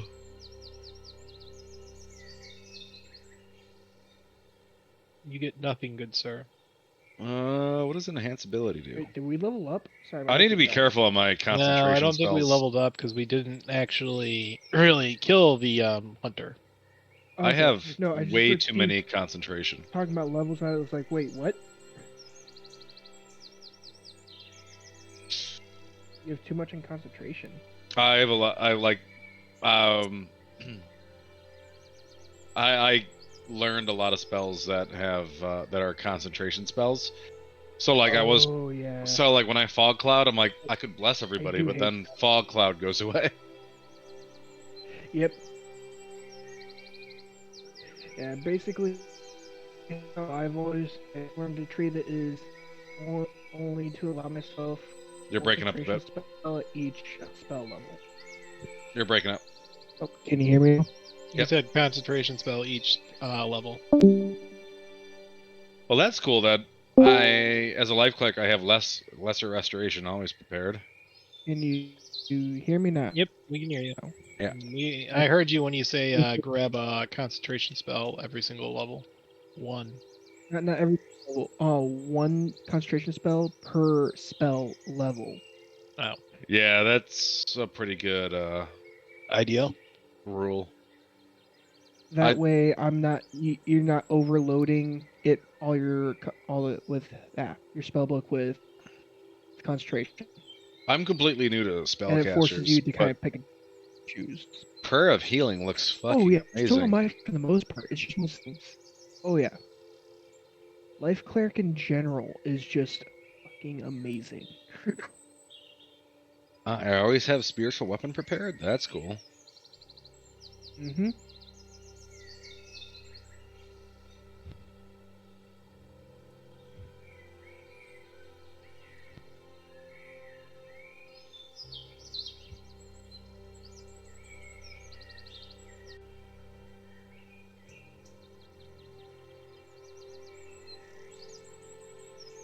I just need 3 more levels for my idea to take shape. Matt knows what it's going to be. Because I believe if I do it right, Assassinate can proc twice. Right, Matt? If I recall how the assassinate wording is, yes. As we went through this. Yep. And I know which bolts to take. It's gonna be fun. Because all that extra damage is so not stupid. And the fact that Assassinate, due to its wording, technically procs on Eldritch Blast for one of my other side builds is also hysterical. Because I won't get the sneak attack damage, but I will get the Assassinate damage. You are a barbarian of the bear, right? Mm-hmm. Recto Mundo. I have taken Bear for at least at the level 3 block. And may mix totems as I go up. But at least for right now, for the damage resistance, I took the Bear. God. Warding Bound looks fucking amazing, by the way. No clue what that is. So it's not concentration. I have to touch somebody for an hour. I give them +1 Bad to touch. AC saving throws, and it has resistance to all damage. How long? For an hour. But I take the same amount of damage as they take. Bad touch. You gonna take them out to dinner first? So Can we reverse that? So I take your damage? So I need some more constitution points, guys.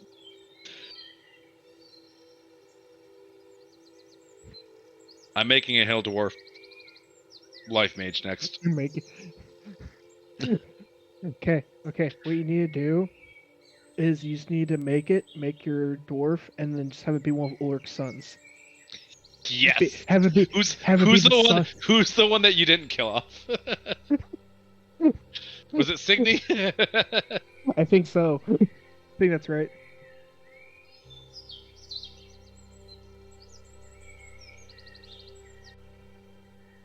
So you're remaining on the table, right? Yeah, I'll be Okay. here on the table. So like where I'm at now, I'm in Michigan, and the only way I have internet is through hotspot, so I can't use Tailspire, but I can at least do this. Though apparently, as we have found out, my voice connection goes in and out. I was very curious as to if you were going to be there or not. I'm like, do I have a tank next to me or do I not? Yes, you have a tank next to you. And you were being cryptic as fuck, so I didn't know. It's because I honestly didn't know. Ah, gotcha. It was one of those things where I didn't know, and I had to figure things out. I was able to get some stuff figured out on my end, and I'm able to still attend the table. Gotcha.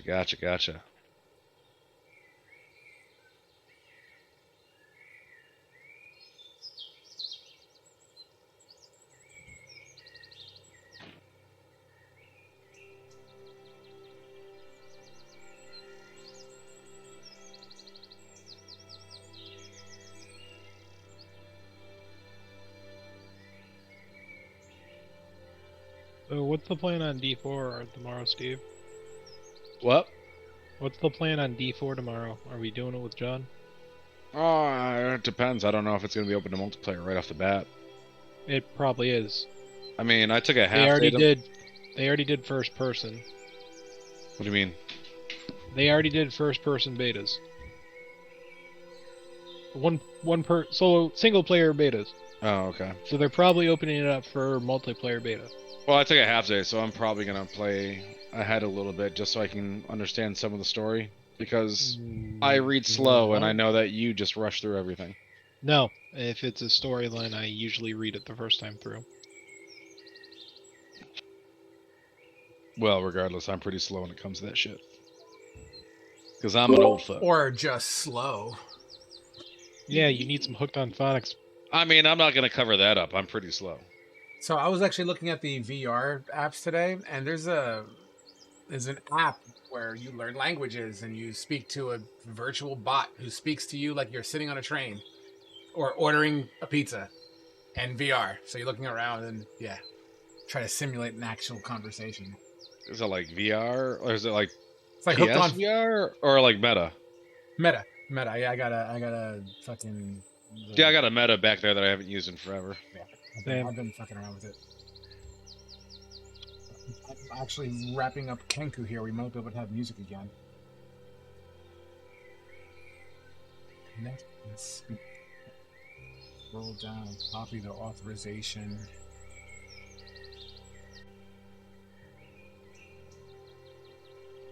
We're almost there, guys. So that combat didn't go where I was hoping it was going. Almost done. I Hey, honestly boy, thought we were murderous. going to be very fucked. Yeah. No, I should just stop writing. Start doing everything ad hoc. I mean, that's what I do. Don't get me wrong. Most of my shit's ad hoc, but as far as plot devices are concerned, I mean, Steve had to do the voice of a stripper on last Friday. Oh yeah, because they wanted to ambush these this rogue party in a fucking whorehouse, so I had to roleplay strippers and prostitutes for the whole night. It was fun. random. I feel like this photo here was probably planned going into tonight. Maybe. This bastard wanted to murder us, dude, and take us prisoner, dude. Oh, he definitely did. Oh yeah, as soon as he's like, yeah, and you get knocked unconscious by the end part of his blade, I'm just like, he's trying to capture all of us. When I went down in one turn. I know, whatever. I usually don't let you guys look behind this DM screen all that much, so I'm gonna give you one. It's not this combat that was the cool one. It's what I had following it that was really cool, really unique, really exciting, and so off the beaten path, off color, that it would have been interesting as a, oh, fuck scenario. But now I can't do that. So, oh well. So we'll see where it goes. Open the link we copied in the previous section. Select the server you wish to add to your bot. What the fuck are you talking about?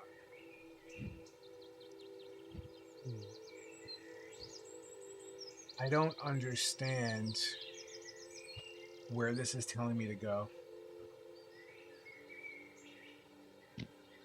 How do you add a bot in your Discord? That's I don't know. Like I have my Kenku set up for my own Discord one, the one that we use Golf with Friends for. And like if I click on it, I can send it to like any of the voice chats that I have set up there. That's how I had mine set up for the Sunday one. I just don't remember how I did it. I remember when I went to do it, Steve, you had to help me through because I was having issues. Yeah, but it's been so long I completely forgot everything. I miss Herb. Yes, who? Herb. It's from the Sunday game. It's literally a Herb is basically a. It's A living Chichichia pet. Yeah, Yes. it's a living Tachia pet. That's part of the party. That's one of the party members, essentially familiar. Interesting. Yep. Oh, I see what it's asking me to do. I'm sorry. Once I get this going, guys, we're going to go right into the next thing. Damn, that's what it is. Gotcha. Exploits of TalRune. Continue. Author up. I am human.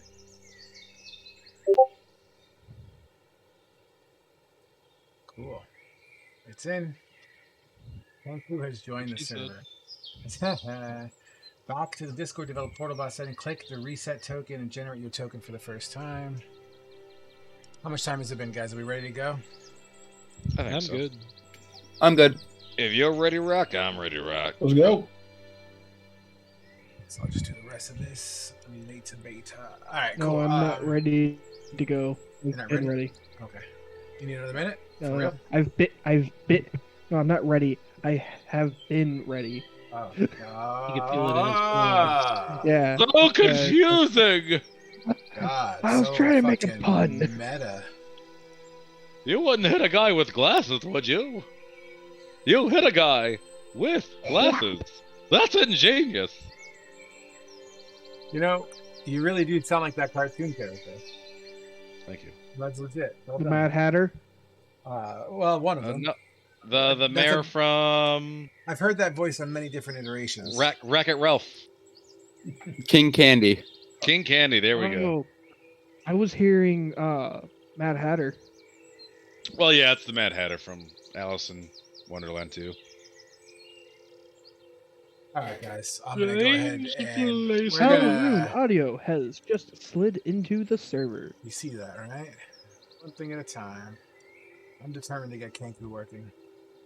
But let me take off the break thing and let's just get going here. Alright, guys. So, as we continue forward, after a very smoky fight and a couple of piercings, 1 hour has passed. I think it's not that much further down the road. Hopefully Tilly is in a position to accept us and maybe put a roof over our heads or something, because I don't know about you guys, I'm just not feeling like getting skewered today. How is he? How are they back there? Well, they're stable, but not conscious yet. Feel their cheeks, their color. Are they still warm, or are they good? Flynn kind of feels foreheads of both of them, and what does he feel? they feel like, they're unconscious, a little sweaty. Be it the situation, maybe the little gnome, Molbert, is possibly fighting off a small infection. Who knows? He's a little warm to the touch, but then again, he's also quite small. Nevertheless, just if we have any extra water, splash it on their face. Make sure they don't fall asleep all the way, or keep their heads up. I remember he used to tell me, like, put their feet up or something, and make sure, like, you put pressure on the hole or something. Oh, It'll be all fine. days. Just keep your eyes on the road so we can get there as soon as we can. Edmund would be so disappointed if I didn't listen to that lesson. Oh my God. The cart continues to travel. In the distance, you see pillars of smoke off the road. The road begins to widen up. And as the terrain tapers off and the trees begin to open up slightly, you see a mountain pass of sorts. More like a tunnel that goes under, like a rocky arch that goes under. The road goes under the archway. And in fact, let me open up that map now to show you what we're dealing with here, guys. Give me a second.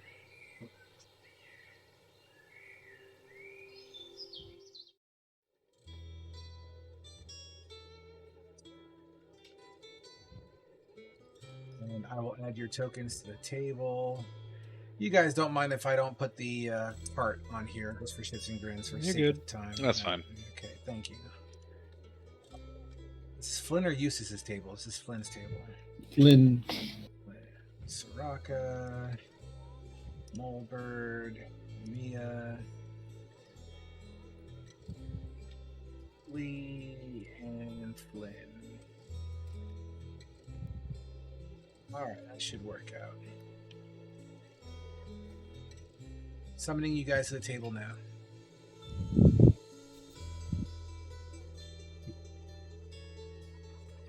I find a button for it? There you are.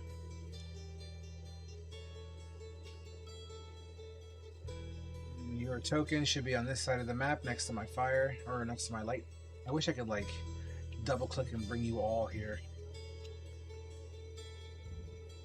Yep, You see us in the corner? we do. Mm-hmm.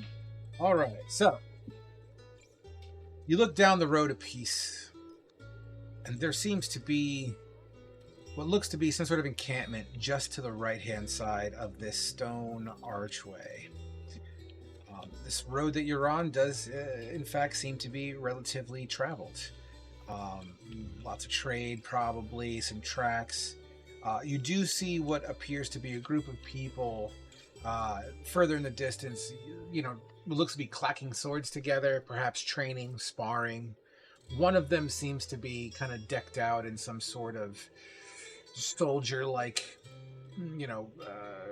presentation. The other one's more like in rags with a wooden sword. And it just kind of looks like they're going back and forth, some sort of instruction. As you make yourselves closer,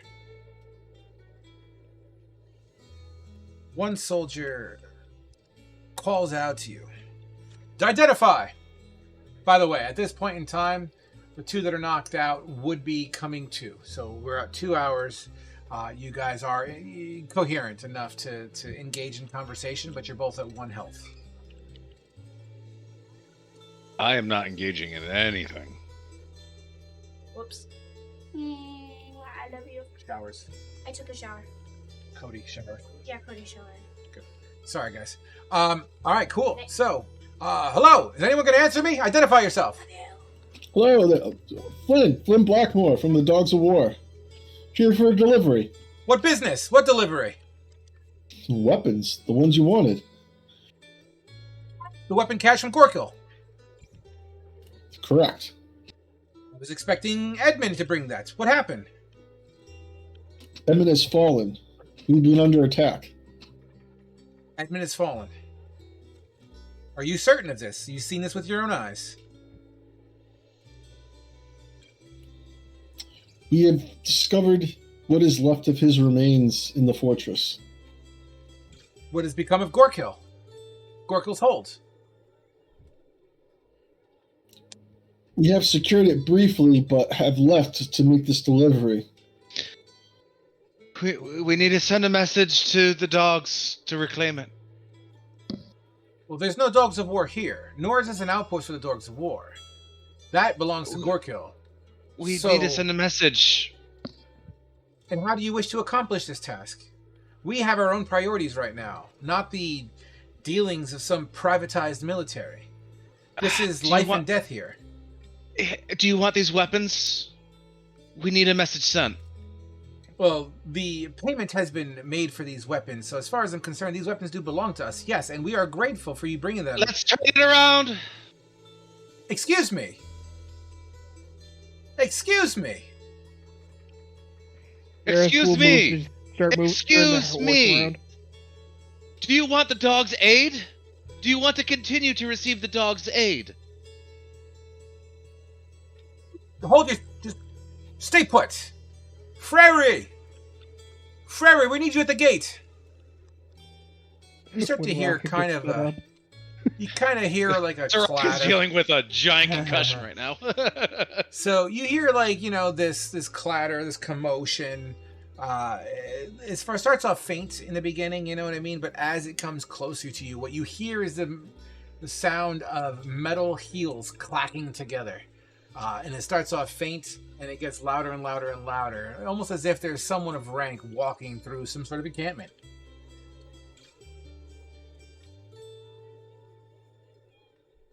Out of the gate. And you know what? Just because I can, let's just go with this. Hold on. For some reason, two of him. That's weird.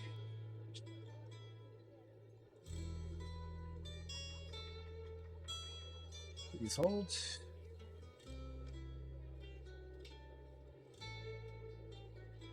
I am not selecting these horses. Why are you doing that?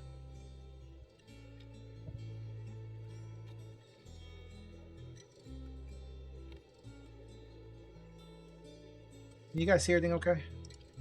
Yeah. Yep. Yeah. Hear what? I mean, I hear you fine. Nice. Halt! I hear you have dealings with a reinforcement armory that we requested some 2 weeks ago. And now you wish to renege on this deal. There's been no deal set. We have a contract for payment upon these weapons that you have requested. I disagree. Payment has already been made in full with Lord Edmund. Edmund is no more. Yes, but his word still is good, is it not? I have his seal here as he opens up a parchment to validate the sale and trade. And if I could inspect that? Sure, bring yours here, and I shall bring you mine. I'll walk up. As this individual, Freyri, makes his way forward, you can see his men are starting to come towards him as well, and he kind of lifts his hand up, without even looking back. This is the VIP, right? He definitely is adorned in a way that is... he looks good. In fact, I'll put his picture in general chat here. He looks like he's the most important person out of this group that approached us, correct? Oh yeah, 100%. His image is in general chat.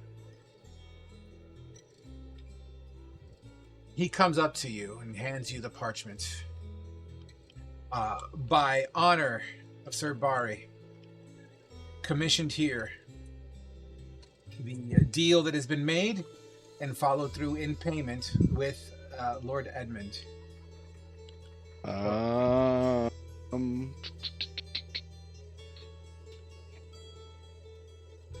I probably am not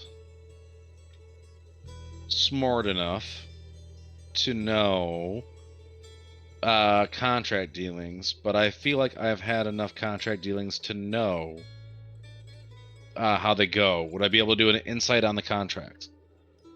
Sure. What specifically are you looking for? Just like if it seems legit?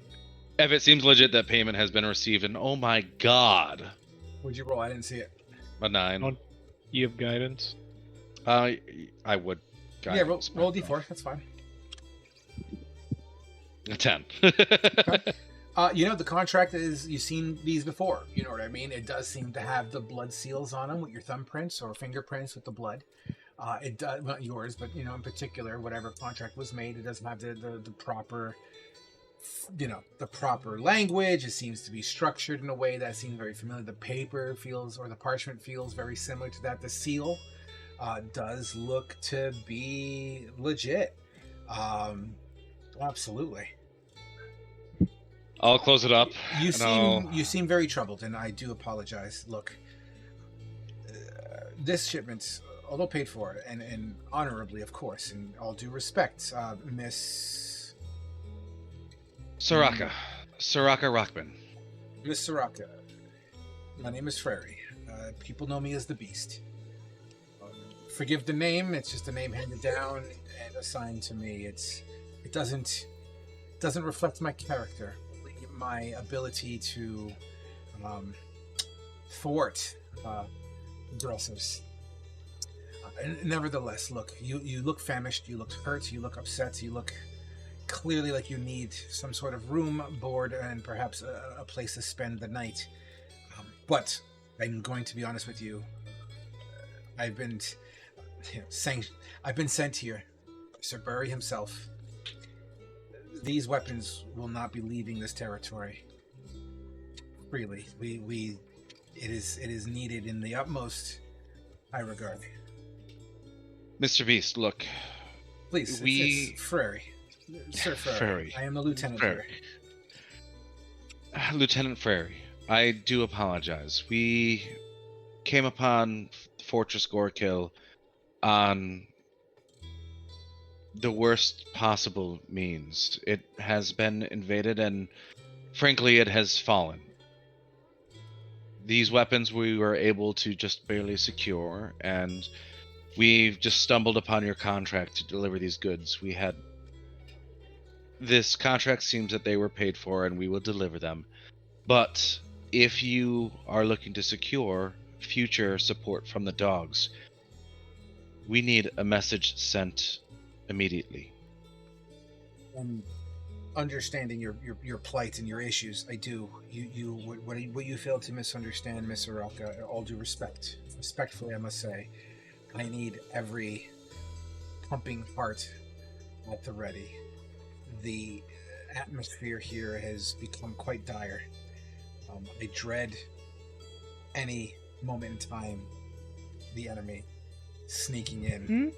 He's they, them, it, whatever, this thing, entity, whatever it is, it seems to be taking us one at a time, sometimes in pairs. We don't know its source, we don't know what's going on, but every day we lose more and more men. Sending one out for a message, I can't risk.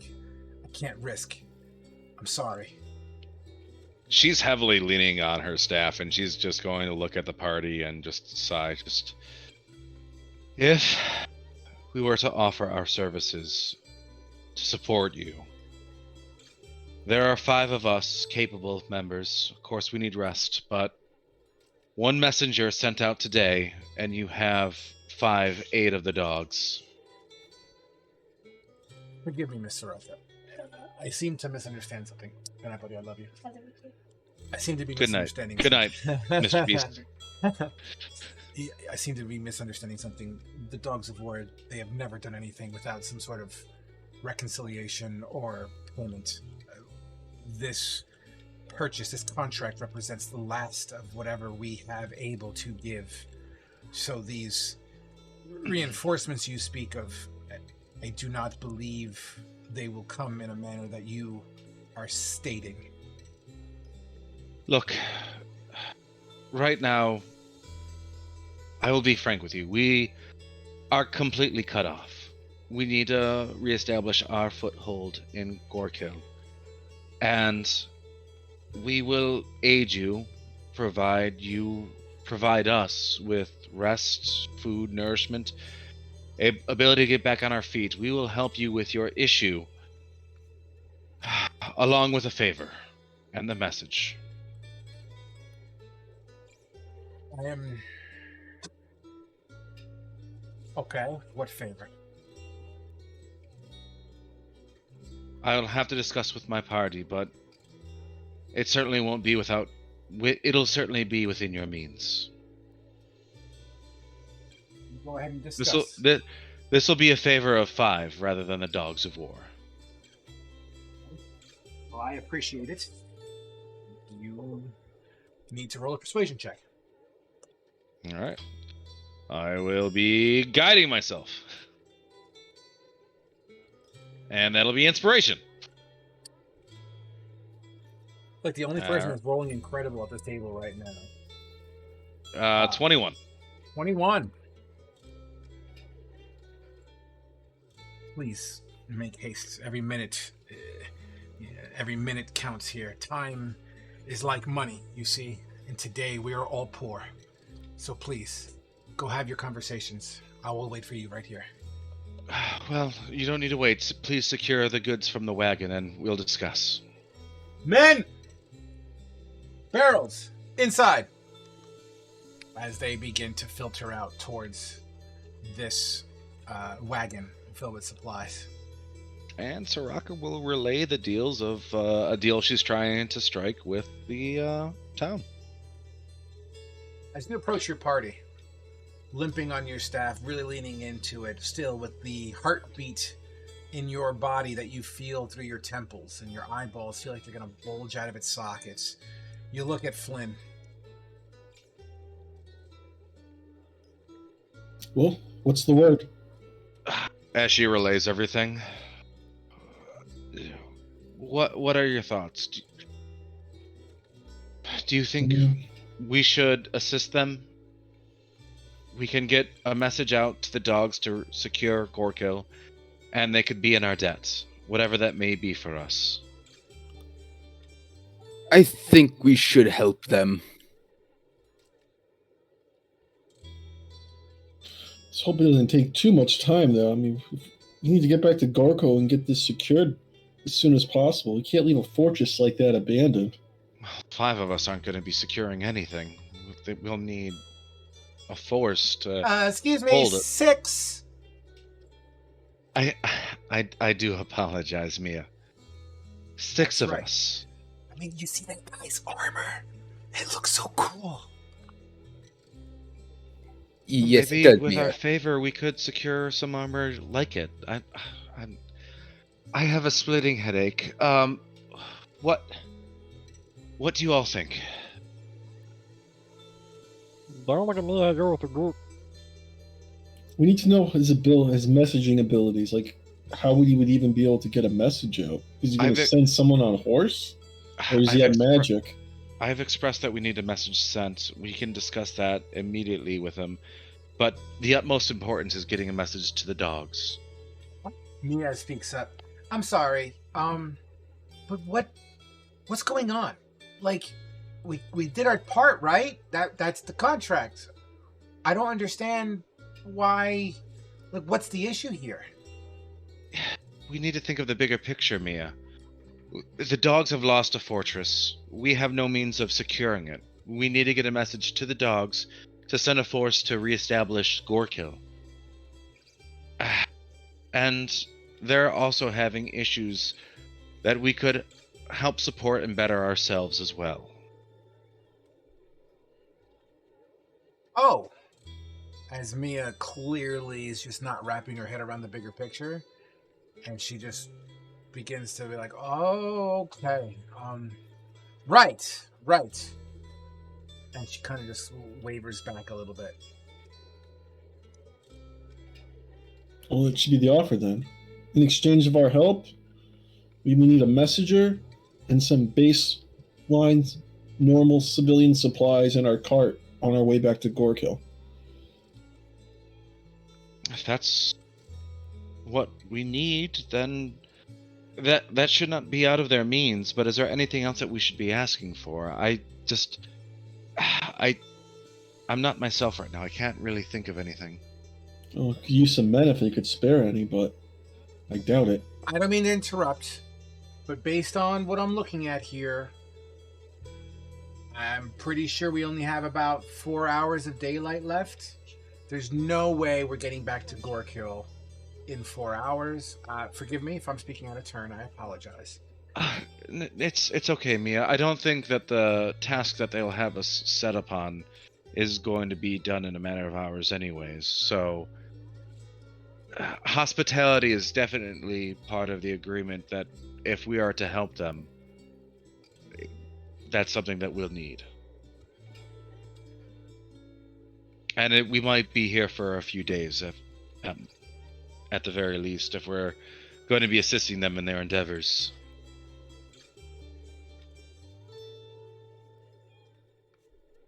Let's go make the offer then. I say let's do it. Okay. All right, let's talk with what's his name? I only know him as Mr. Beast. Hold tab. Prairie. Prairie or Prairie? Frary. Frey. Frary the Beast. Known as the Beast. The Beast. Because of what happens behind closed doors. Champion of Tilly. Behind closed doors? To be accurate, he has already let you know this. He is a lieutenant in the Holy Empire. Lieutenant, and I feel like you did a big name drop there of who sent him. Sir Wait a Bari. minute. Flynn knows all this stuff.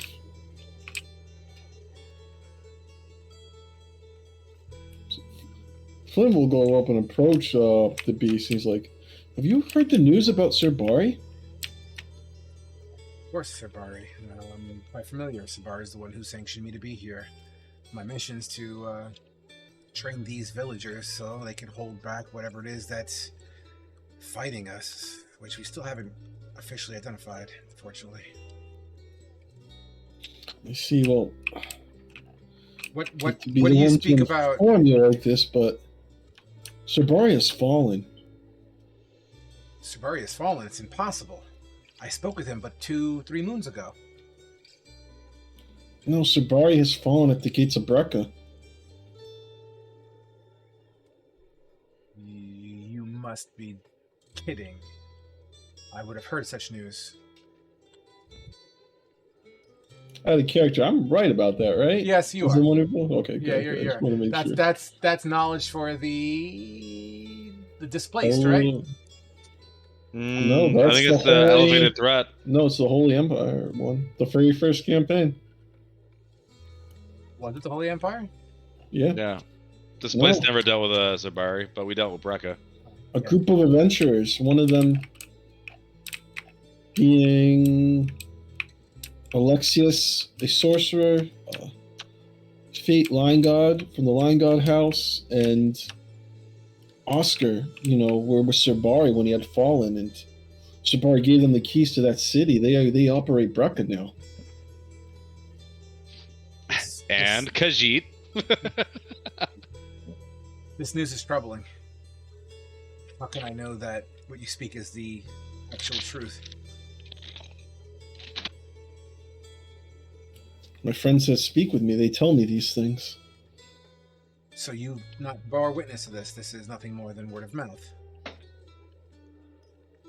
I can assure you my word is good on this one. And I'm sorry, who do you say your name is again? I am Flynn Blackmore. Blackmore. I feel as if I know the name Blackmore. Out of character, Flynn.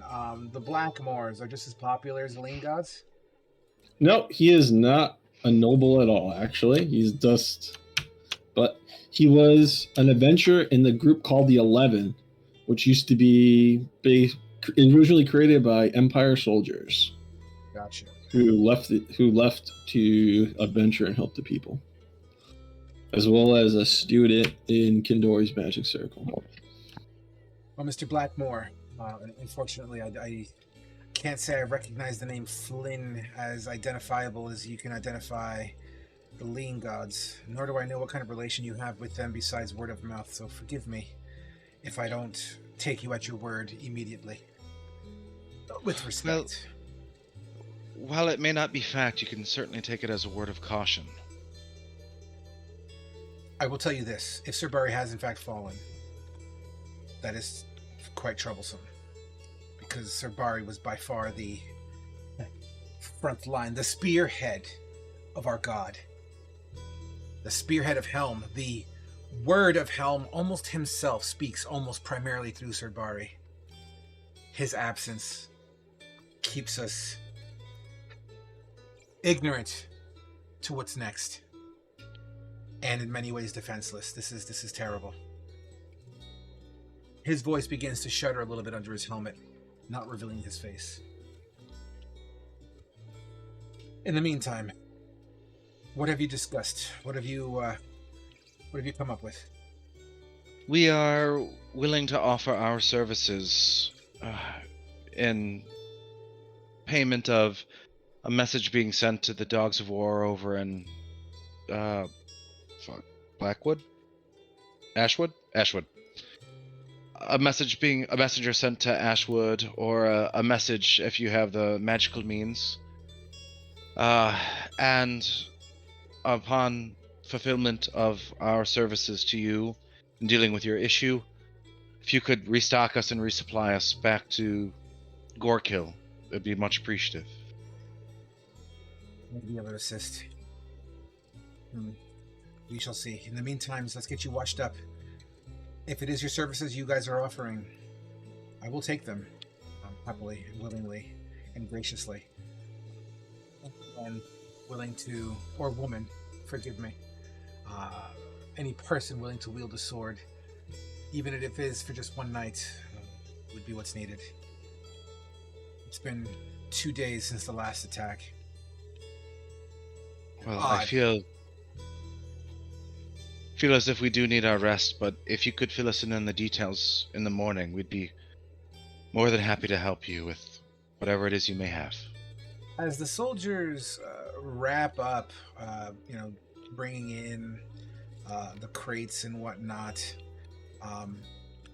the beast offers you a hand inside as he guides you into the camp. Soraka takes it, yeah. Giggity. I'm not going to roleplay that, Bri. I already replayed a stripper. Anybody else going in? Yeah, I go in too. By the way, sorry, your character token's still I'll knocked go in. out. You can do a right click on it and make it stand. Which token? Soraka? On my screen, she's standing. Yeah, Oh, she's mine's standing not. on mine. He's standing on mine. As you enter the camp, it's very much a military camp.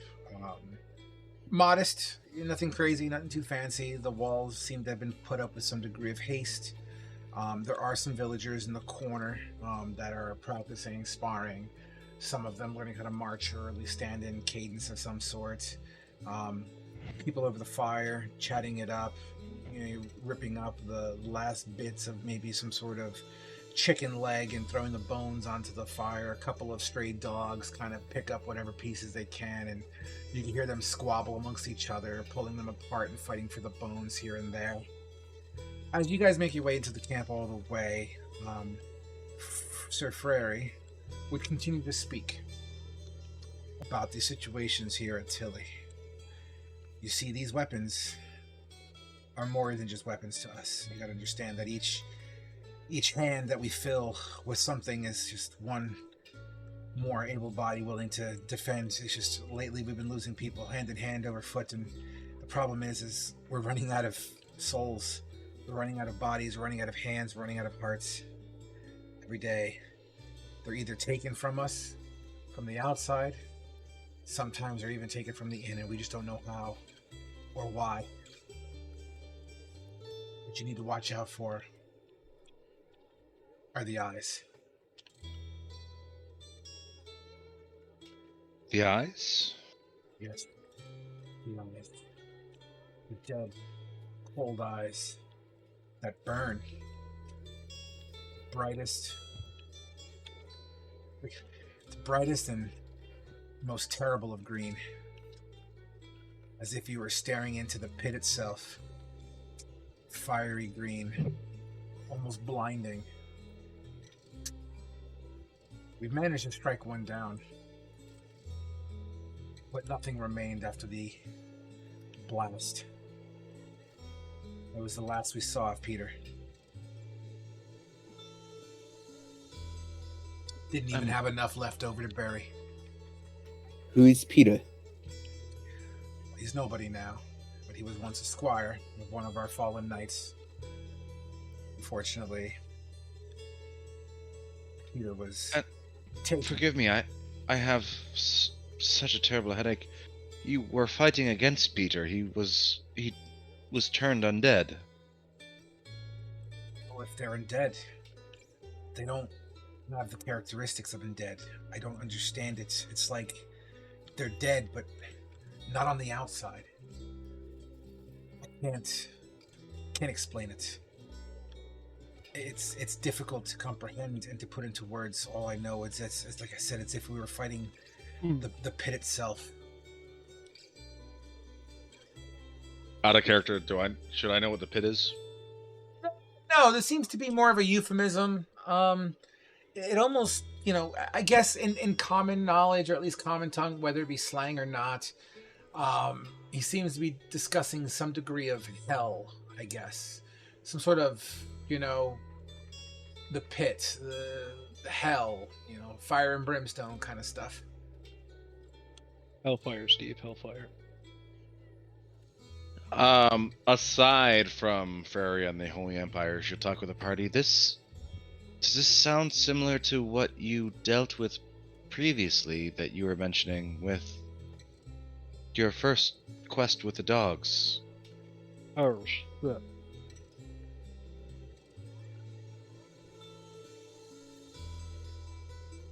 Who'd you say that to? Just us, just the party. Can you just repeat that again, please? Does this sound similar to what you dealt with your first quest with the dogs? How that individual turned into a demon, a devil, or something along those lines. Well then, this kind of matches up. Fleel asked the lieutenant, was the creature like yellowish, tannish skin, spiky? I don't know. This was fucking what I named Peter. No, he was human. He was human one moment, and after being slain, he vanished in a flame. This bright explosion of green, and then he was no more. Just nothing more than burnt, like blades of grass. No, doesn't sound like it, because the thing we killed in the beginning of our first quest, it was a human that tore off its skin. You mean you're saying that there was a creature wearing somebody's skin? Well, imagine a human, and then it transforming into a demon, and the skin falling off it was human.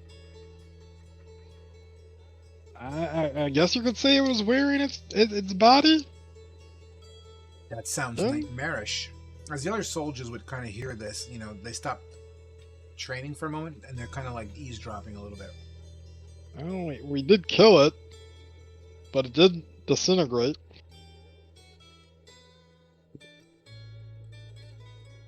Is that anything like what you were dealing with here? No, not at all. But if it is demons that we're talking about here, don't know. I'm not well versed in this, but demons are foul creatures, and from what I understand, they can possess many abilities, many horrible incantations or things they do, terrible things that you hear about as a child that your parents would tell you. I mean, it could explain the disappearances inside the camp. Well, What is this about the eyes?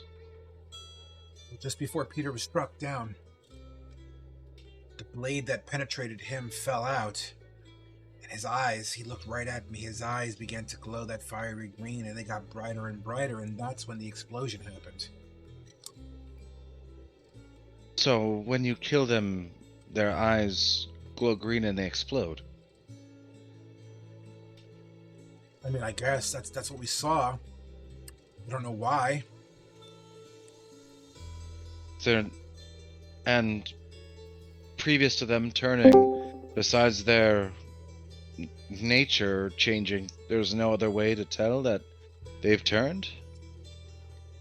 No. Been fighting.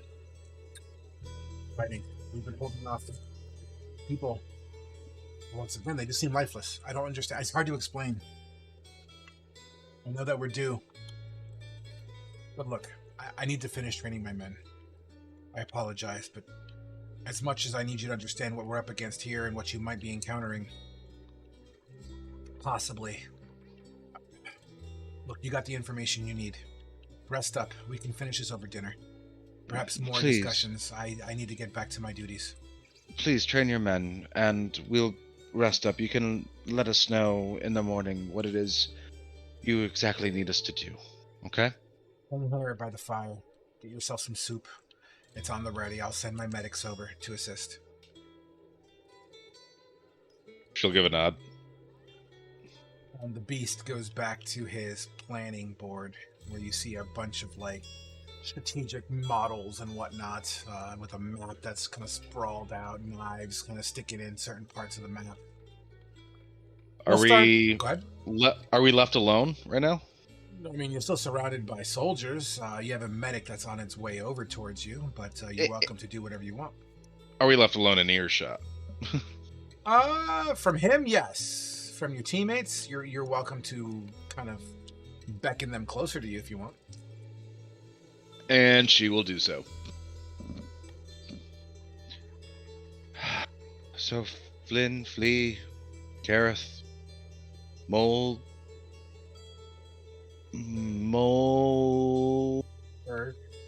Berg. What about me? Mia, please. What do you think of the situation? Wahlberg, I don't know where your token is. I was holding tab looking for it. There he is. I found it. You're muted, by the way. Found it. Well, what do you think? I don't know. There was just so much information. I mean, we might be able to help out. I mean, repel an attack or two, get what we need, and get that message out and move on our way. Well, let me get this out of the way. Does anybody have any objections to what we're doing here? I have none. I think it's the best course of action. Okay. I'll look Anyone at else? I got one. Secondly, does it sound like anybody has had any dealings with what they've described here? Nope.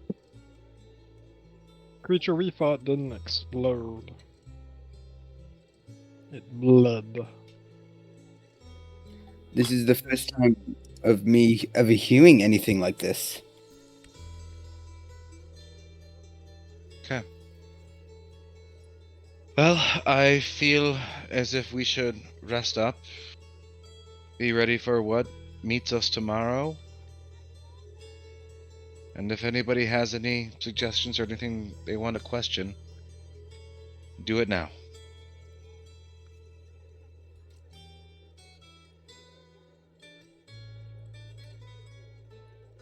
I'll take that as a no then. Okay. Quite a talkative bunch we got today. Well, rest up and be ready for what comes at us tomorrow then. Will do. So, you guys are chilling at the this little camp or whatnots here. If you were to look beyond the walls, there definitely is civilians coming from within the town, which you have yet to enter, that seem to be taking turns or whatnots, kind of going in and out of the streets, or at least into the camp, picking up a wooden sword, training for like an hour or so. You guys are hanging out by the fire, shooting the shit and all that jazz. You guys have about an hour or two to burn, so let's do this. With you first, Flea, what do you plan to do for the next hour and a half within this camp?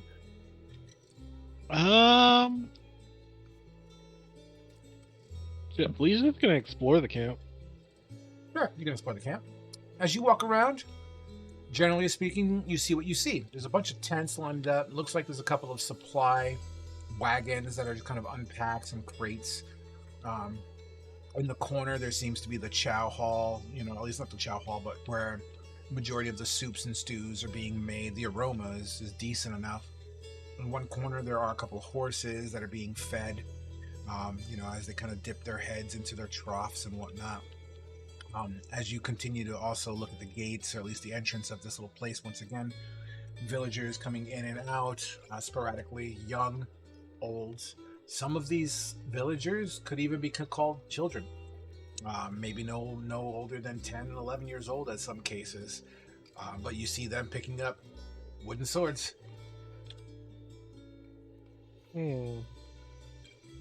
Gotta do what you gotta do to survive, huh? Reminds me of home. Do you say that out loud or to yourself? I'll say it to myself. As you walk around town, you're not the greatest thing to look at. In particular, the villagers, they're clearly giving you a wider berth, right? They're not insulting you or anything like that, but they do appear as if they are trying to, like if you're both walking down the street, they would kind of arc a little bit to go around you, that kind of thing. It's just like the first time I made it to a human civilization. Always ignored and kept a wide berth from. Where in the camp are you right now? So we were over here. I'd probably say you can place your token where you want to be. Like right around here. Can I help you, Lord Rat? Just taking a look around. Yeah, do mind your step. You don't want to get taken. Does it just come up from the ground and just snap? Well, if we knew that, we wouldn't have this problem, would we? Oh, I know. Got a fair point. I'm ready. I've been training, and he kind of takes his spear and he starts to kind of. Ain't taking me. Not without a fight, that's for sure. Well, got some good moves there. Just since we are unsure, just be wary of your ground, okay? Your foot. You hear a triangle chime, and you hear "chow time" being shout across the camp. And that's where we pause your story for the past 2 hours. We're gonna go to Flynn. Let's go with you next, since you're just the first one I see here. You got 2 hours to burn. How you doing it? Awesome. Flynn's gonna, just investigate. He's gonna just relax by the fire and ritually cast Detect Magic, and he's gonna have a walkabout, and seeing to look for any signs of whatever the hell has been going on lately. You ritually cast your Detect Magic. So during the cast, one of these individuals comes out of his tent, the one that you were just standing in front of. And the first thing he sees as his eyes dilate to the sunlight, which is currently going down, it's getting closer to dusk as we go. Excuse me, what are you doing over there? What is that, like a dance?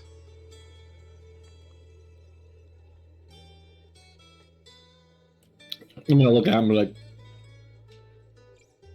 I'm trying to do some magic here. If you could please just move along. And I'll go back to my ritual. What do you mean, like tricks, or like we're talking real, like arcane stuff?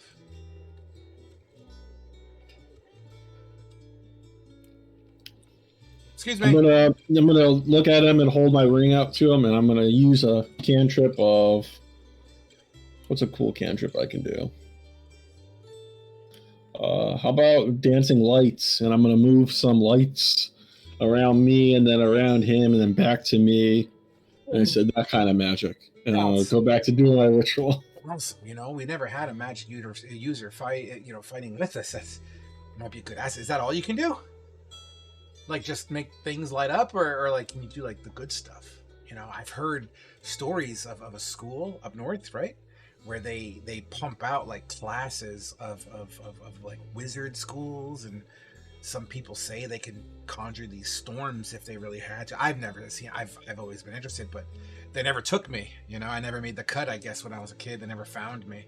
I always thought that was kind of magical. You know, I truly, in my heart, you know, I used to have dreams of me flying. You know, which means I guess that means I'm magical, right? Did you have dreams of flying too?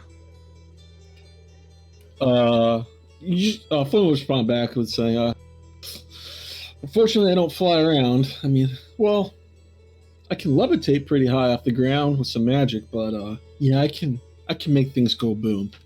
And then Can you levitate me? I've always wanted to feel what that was like. Nah, I'm afraid I have to hold on to that spell. I don't want you waste it on something that's not too important just yet. No, you're right. You're right. There's more important things going on because, you know, you say you do big damage, but cool. That's cool. I only see little fireballs flying around. I mean, that's cool. You know, if it was dark, I think that's great. You know, you got to see your bad guys. You know, I get it. That's good. That's good. So this thing that you're trying to do, what are the words? Like, is it, what language is that? Half hour passes by, and he's continually grilling you and just nonstop talking to you with his interest in magic.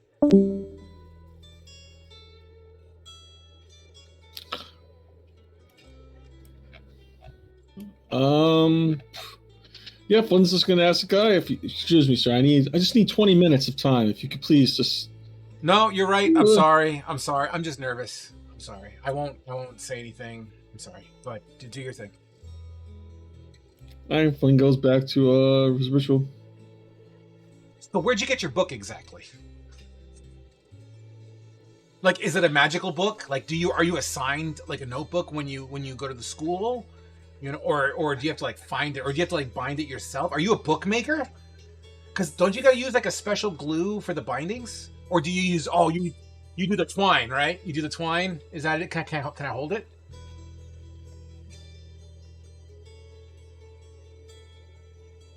Excuse I me. wish I had the same spells Eustace had right now. Jesus.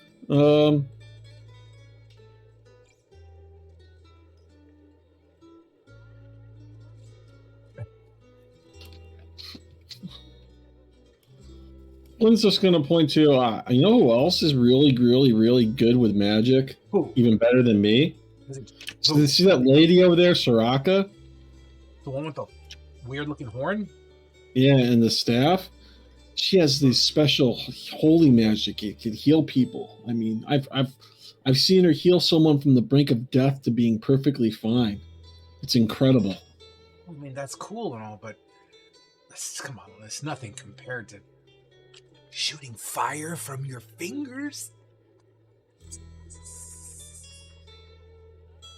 As you point over to Soraka too, like she is like barely holding herself up at the campfire, just like looks like she's dealing with the most massive migraine that anybody has ever dealt with. Honestly, too, Flynn Blackmore, she's, I don't know if you know this, but isn't she demon folk?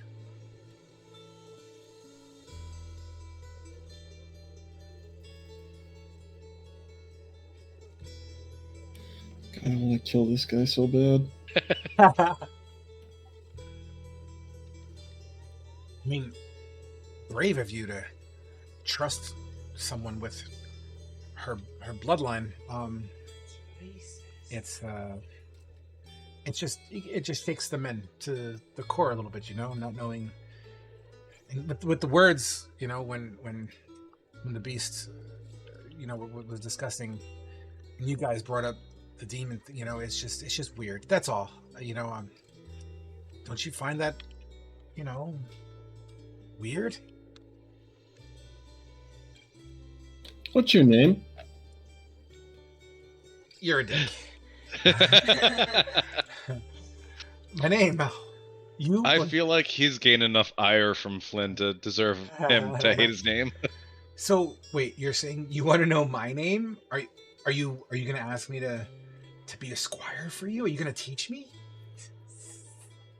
Well, it depends on what your name is. Sure. You want my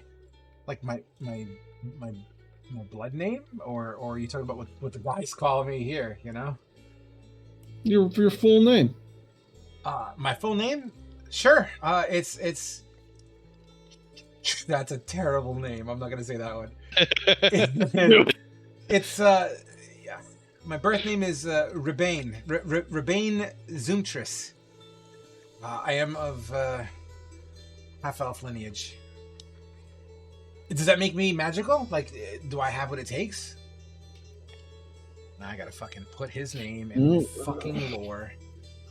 According to the rules here, that name is ineligible to use magic. I'm sorry. How so? What does that name have to do with anything? Please explain.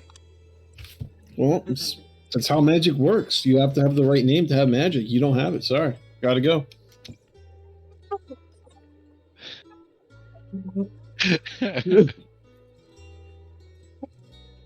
No, that's funny. I go. Oh, shit. What's your name? Okay, peace. The soldier will stand there for about a moment, and although Flynn will not look back, if he was to look back, he would basically see this soldier kicking rocks. And begin to go off to where he's supposed to be posted. So that kills that little bit of time as you pop off your ritual. After being disturbed for 45 minutes, you finally get it off. You have another hour to burn. What are you doing with your detect magic? I'm just patrolling camp to see if there's any, I don't know, be on the lookout for mist or some crazy crap. You make your way over to where Frary is currently leaning over that strategy board, where the map is, and where you push all the little fucking miniatures around. You see his neck glowing, bright yellow.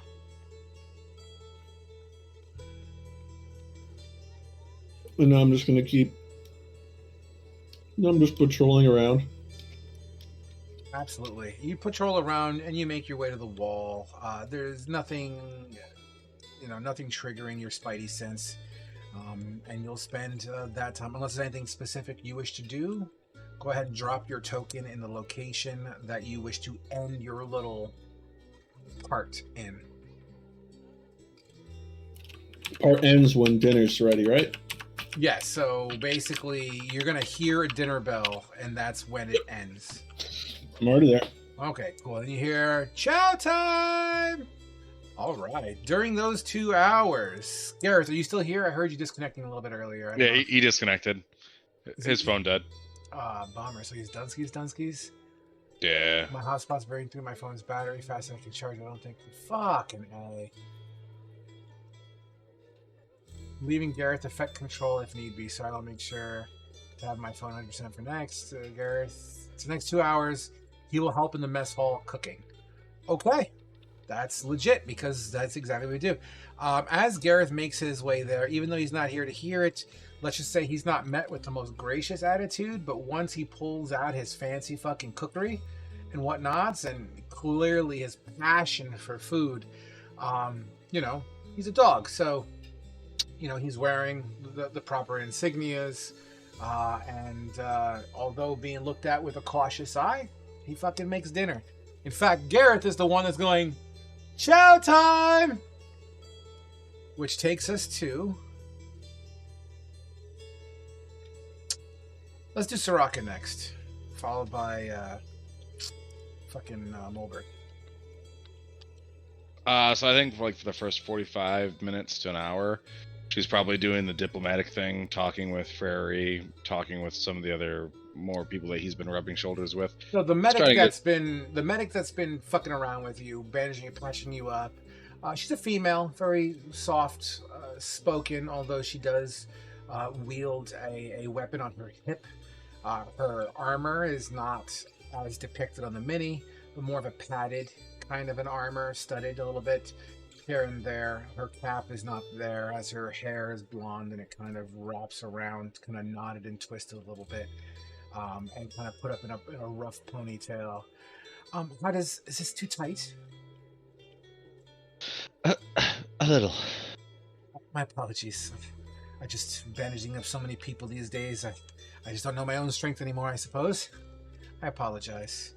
Miss Soraka, correct? Yes, Soraka. And I know all too well about bandaging up too many people the past few days. Yes, it's sometimes you can't get the images out of your head, if you know what I mean. There are times where I'll wake up thinking I hear a scream, and I go get my medical sack, and nobody's hurt. It's just weird. It's just strange. It's been a rough couple of days. And I feel like she's half paying attention just because of how rocked she got from that dude. And she has like a high-pitched, like shell shock whining going on in her head. Mm-hmm. Yes, I know exactly what you mean. May I ask you a question of a personal nature? Once again, her voice is very light and feminine. May I ask you a question in the personal nature?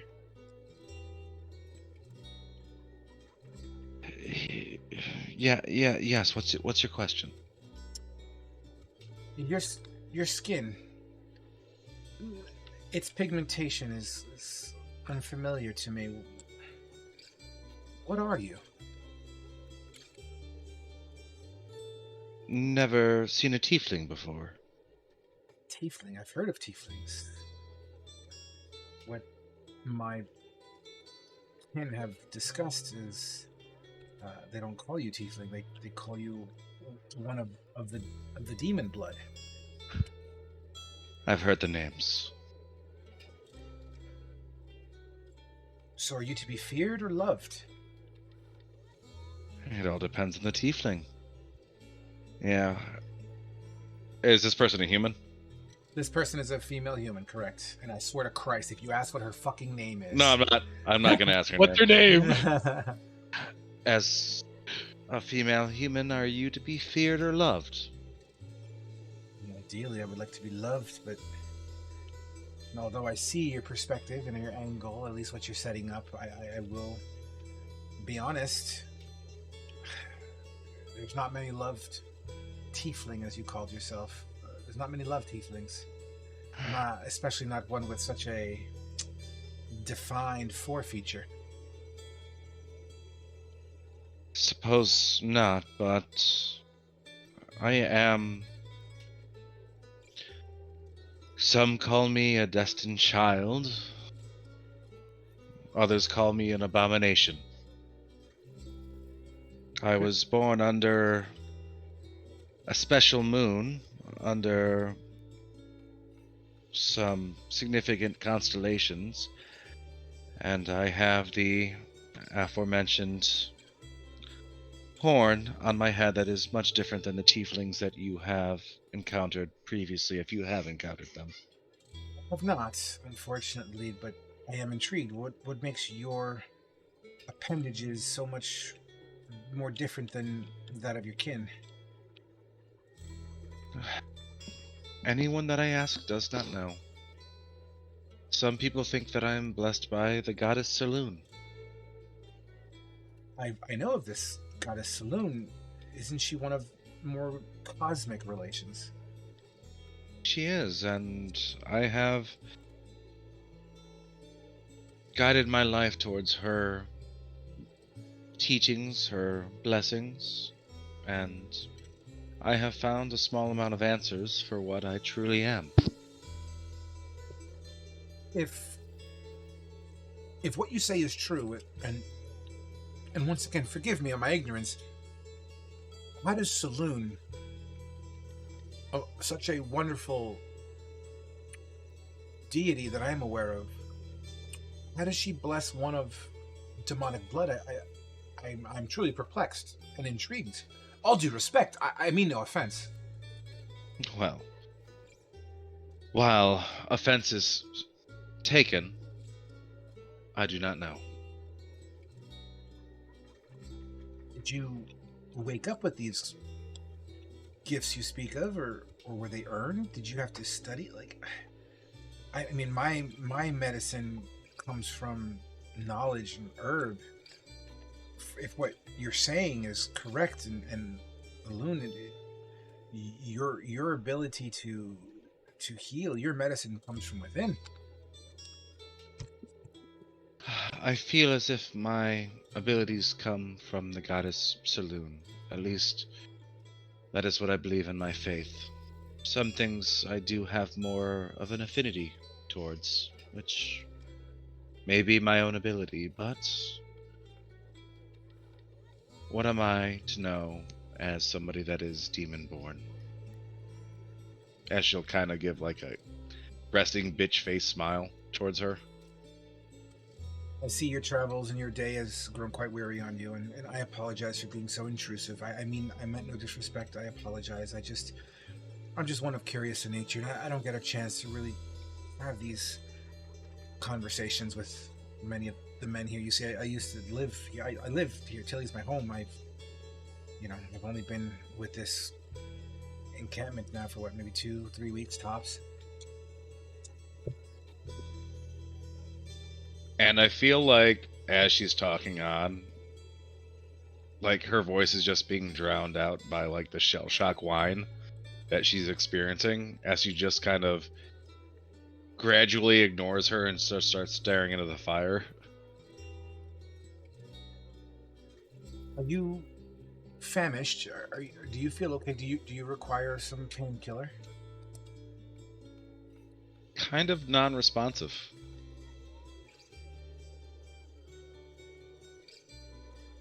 Oh my.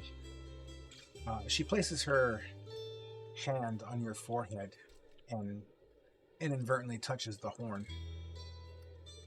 Completely like snaps out of her trance and like kind of freaks out a little bit. Oh dear. I'm sorry. Did I hurt you? I'm sorry. I was miles away. You're making me nervous. Do you require medical aid? Do you need to rest? Do you need to lay down? I think I need to lie down. Thank you. Here, come with me. I got an extra tent here. It's no longer inhabited as we lost him sub 2 days ago. Come with me. This tent on the end here would be the one that you can rest in. Shout my name if you need it. Oh, fuck. You just set yourself up for that one. He totally did. Oh, man. Miss. Please hold. I dicked myself on that one. Yes, you did. You did. I mean, I can always just shout medic. Medic! No, I think this conversation was enough that she should have a name at this fucking point. Human female. Her name is... No. You know what? Sarah. Sarra.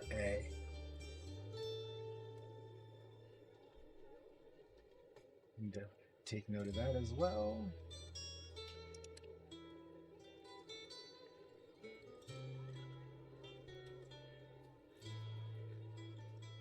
There we go. My apologies for the delay.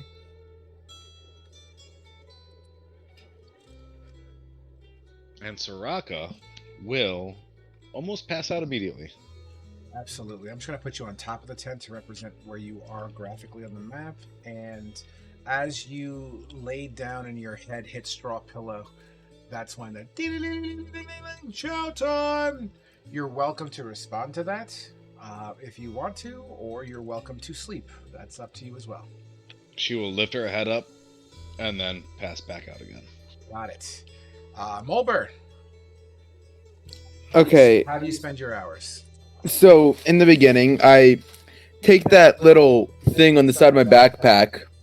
I crank up the volume of what it is a little bit, put it on my chest, and press the button to give me some health back. Okay. As you shock yourself. What the hell are you doing to yourself? As these contraptions are not readily seen. Oh, this is my little contraption that I can either stop someone from dying or heal them a little bit. What do you call it?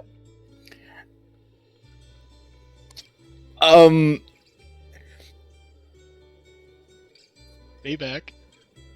Damn you! Hey, I can help you too, man.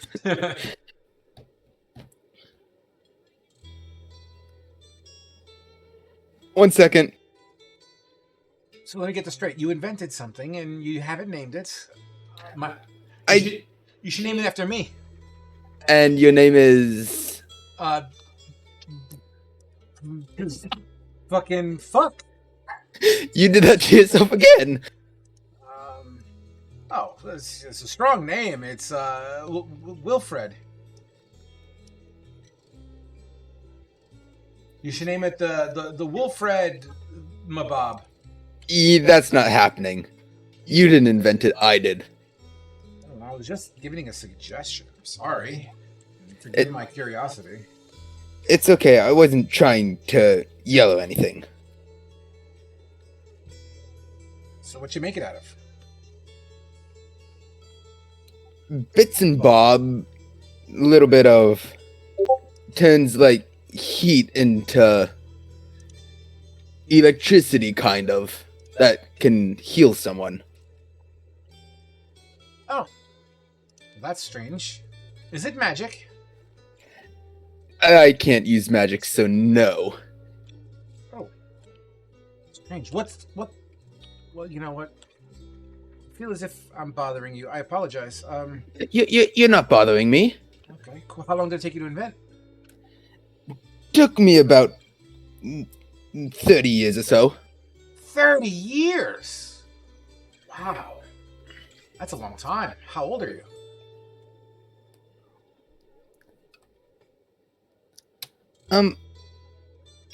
I'm like 310. My mom. You're pretty old. Not for gnomes, really much.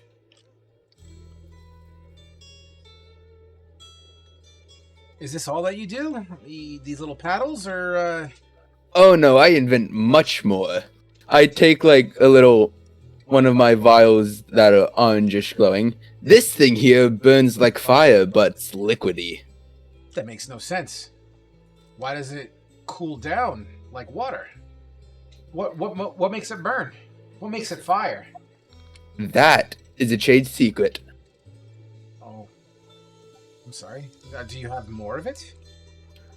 Oh, I have a bunch in my little contraption on my back. It doesn't hurt you. Is it warm to the touch? Oh, if you touch the liquid itself, yes, it does hurt.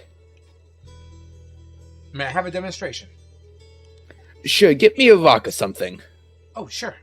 Here. Will this do? I grab the rock, put it on the ground. Make sure you don't touch it when I put the liquid on. I open up the capsule and put a little bit on the rock. It pours out like syrup. It's very thick and viscous, and it kind of plops on the rock and kind of does that, and kind of like erupts like a water drop would, like it explodes at the bottom, but it's really thick, molten lava, like, and it begins to kind of sizzle as the rock edges begin to turn black The parts that drip on the outside of the rock hit the grass. The grass begins to engulf in fire. Not like this raging inferno, but enough to burn whatever dry grass is around. The soldier would absolutely be like, "Whoa, what do you call that? I've never seen such a weird thing." Well, this is my little liquid here isn't fully done yet. I'm still trying to make it burn even more.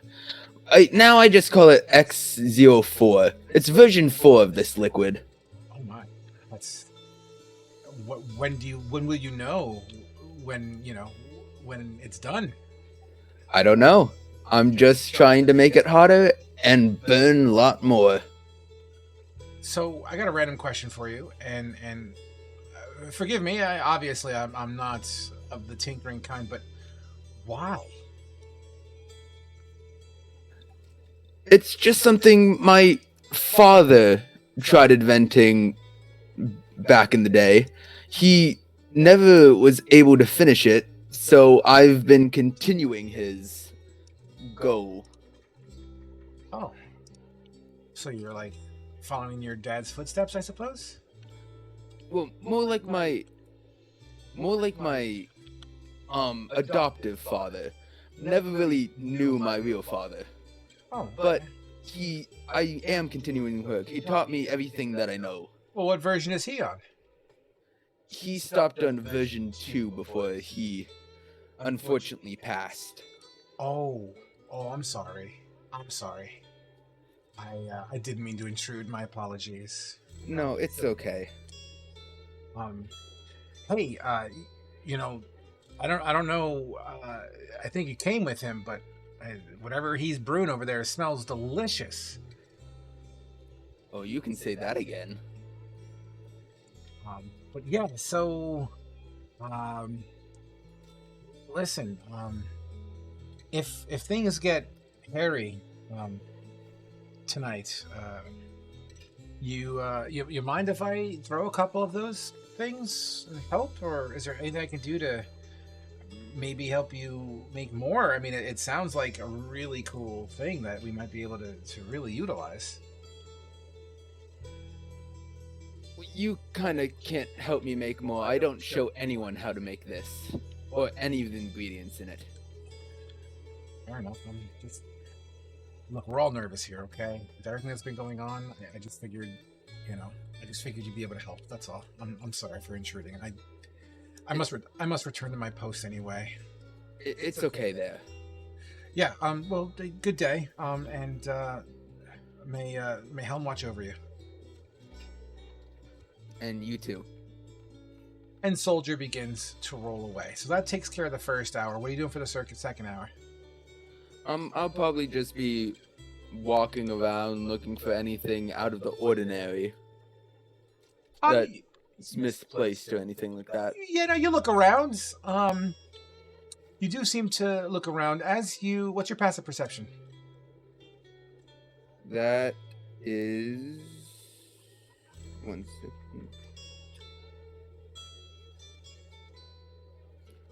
12. As you walk past the tents, one tent in particular catches your ear. As you hear a kind of like a bronchial kind of a cough, a gurgling, kind of mucusy kind of a cough. And just this like complete loogie flies out onto the floor in front of the tent. And this is the tent in question I was telling you about right here. Are you okay in there? Just kicking this back. Just keeps on. No matter how much I kick out, it just keeps on rebuilding up. I think I might be under the weather. Okay, I'll get a medic over here to help. If you're talking about Sarah, she's seen me twice already.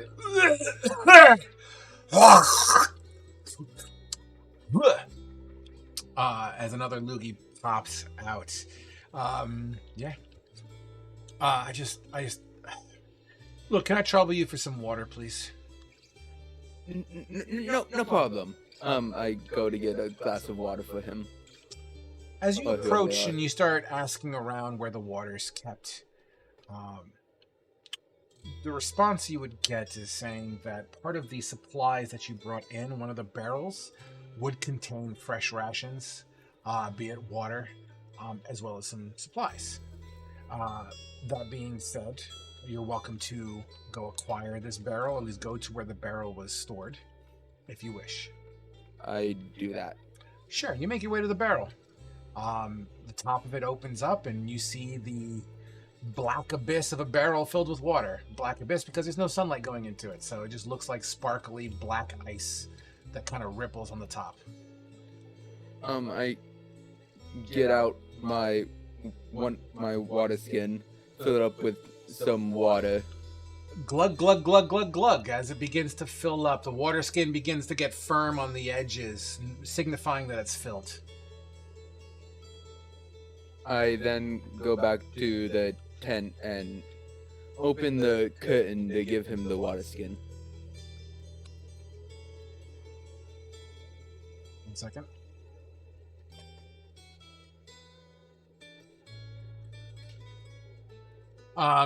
You open it up, and he begins to chug, chug, chug. The water skin just kind of drips from his mouth, and it hits his like bedding a little bit. He's just gulping. I'm so thirsty. God. Thank you. Gotta love that water, man. Can I look to see if his eyes are like, the color that man was describing? His eyes are not glowing as green as described earlier. He does seem to be, his eyes still seem to be quite normal. What's your name, by the... You're about to get grounded. It's worth it.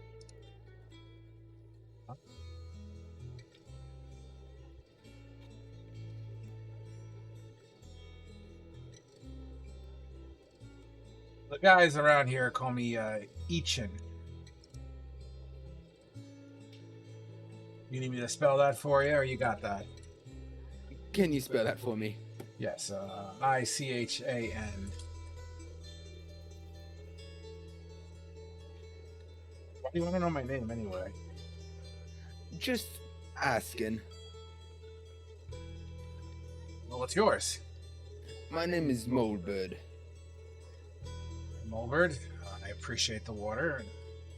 Is this water skin mine, or do I gotta give it back? Quite thirsty.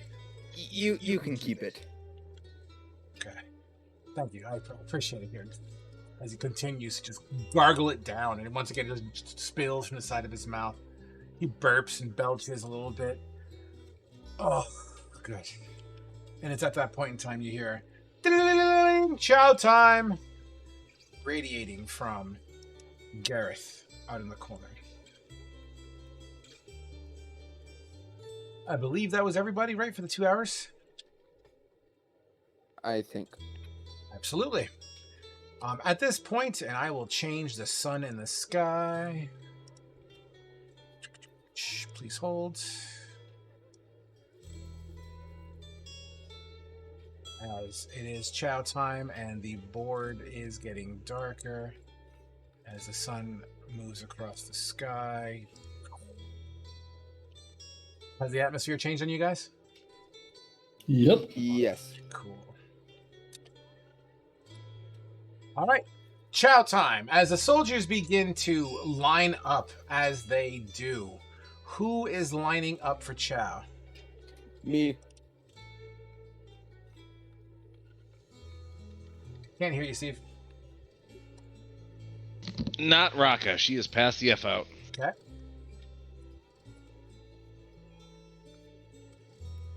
Flynn? Yeah, Flynn would be getting his soup or whatever they have. What about you, Flea? Flea, upon hearing that Gareth made the food, would get in line to get some. I guess just to represent what in the holy fuck is going on, I will just make a line of soldiers here. You guys are welcome to fall in rank and file. I'm okay with that.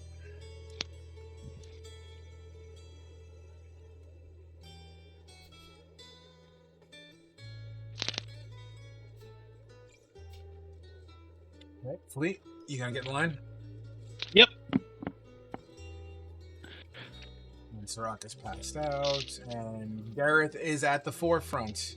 And as each soldier makes his way up there, there seems to be 3 cauldrons, 3 giant stew pots. And you have a choice.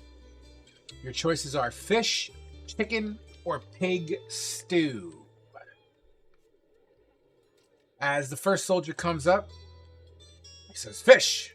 You see him, this fish stew get flopped in there. He backs away. The next one in line, chicken, please. And Gareth would graciously give him the chicken, and with their wooden spoons, they begin to kind of just scarf it down. The next one in line requests fish. Grabs his helpings. The next one says chicken.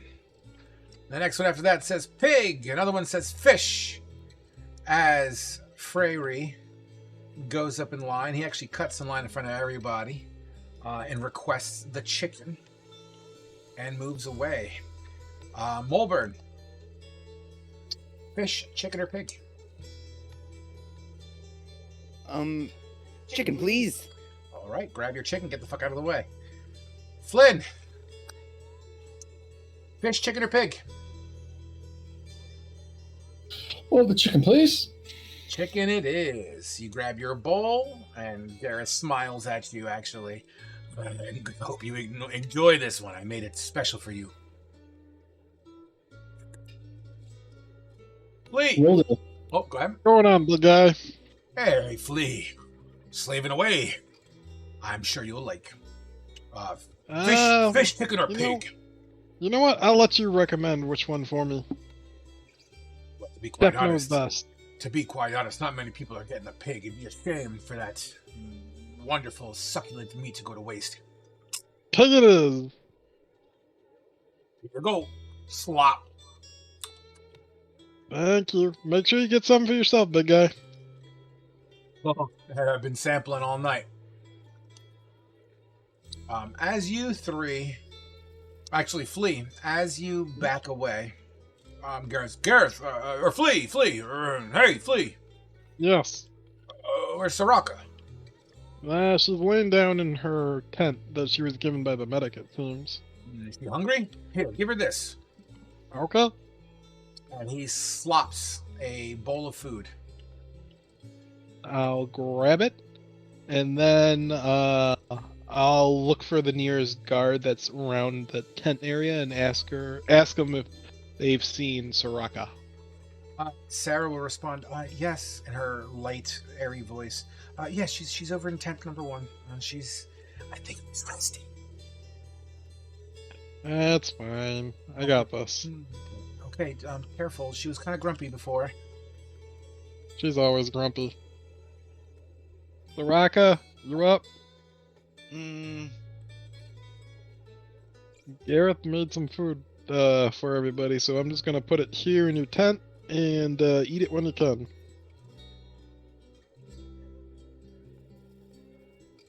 I'll put the food in the tent and then back away. As you put the food in the tent, Soraka, the aroma of your stew is succulent, and it smells really good. Half asleep, she will grab the arm that placed the soup in the tent. Grab the arm? Grab the arm and kind of pull it in the tent and Okay. kind of like hug it. Okay. And it's like, thank you, Sarah. Let go of me! Let go of Flea! Grapple check. Go, do it. What is this? So Athletics he needs to use or his acrobatics? athletics. You can use your acrobatics or athletics as a defense. Let go. No, Sarah, don't go. It wasn't Sarah. Oh, haha. Got it. Took a second. You hear Sarah, don't go, Flea. What the hell is wrong with you? I'll escape after putting the food down and go see Sarah. I think she's calling for you. Oh dear. Is she okay? Soraka, Um, Soraka, are you okay? Half awake. I don't know. She kept on saying, "Sarah, don't go." Soraka, hello, hey, you good? As she squats in and leans her head in. I need your help. What'd you say, nature I'm- check? Grab a check. Oh, Grab a- she accepts. and scene. Hey, Soraka, are you okay? I see you got your dinner. You know, you should really eat up. It might help with your energy. I need help. What's wrong? I don't have the strength. Oh dear, you must have got really beat the shit out of. Yes, 1 second. She kneels down. She grabs her wooden spoon. And she begins to kind of lift up chunky soup bits. And one piece kind of falls off the spoon and splashes a little bit in the stew itself. She says, I never really liked the fish. And she's getting ready to shovel it into your mouth. Oh yeah, she accepts. A chunk of fish fills your mouth with some potatoes, pepper, onion, and a couple of diced up mushrooms. The seasoned flavor of the broth really blends all of these flavors together, and as you bite into it, it's hot, but it's not hot enough to burn. It's got that pre-burn feel, like just enough where you can really keep it in and really warms up your gums and shit. The liquid kind of just slides down your throat as you chew. To you, this tastes incredible. Cooking is so good. It warms my whole body. Another spoonful comes your way. Soraka's in love. He continues to spoon it in. Give me 1 second here. The big spoon or the little spoon? 1 second.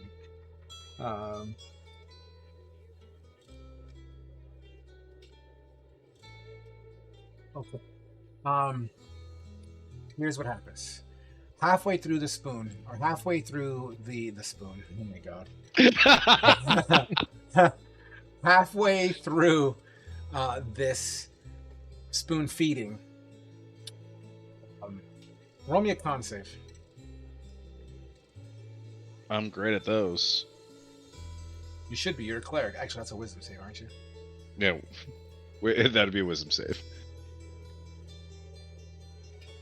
Go ahead and give me a con save. Let me know what you get. 8. 8. As you're eating and you're in and out of consciousness, you know, you're still very much trying to rest up from your last ass kicking. And your wounds still kind of sting as they are sutured together, but they definitely do burn a little bit. But the burning in your sutures, once again, half asleep, half awake, half coherent, you feel the slices from Homie G's sword start to burn, and the sutures themselves begin to kind of pop off. Sarah, unfortunately, it's under your clothes, so Sarah would not see this as she continues to spoon feed you, and the more you take in, the hotter these things begin to feel. You then fall mid bite, tongue out, and whatever you were half chewing just spills out onto your straw pillow. Soraka, You wake up, and everything around you is on fire.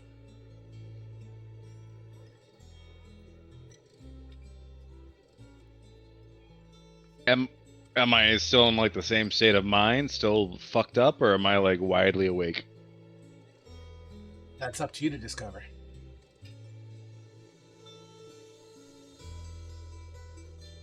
What's going on?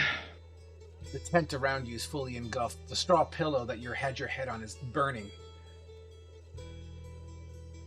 She rushes out the tent and starts calling for a party. You push away the burning tent flap. All the tent, all the encamp is on fire. The crates, the people on the ground, burning, screaming. Flynn? Garrett? Flea? Mulbert?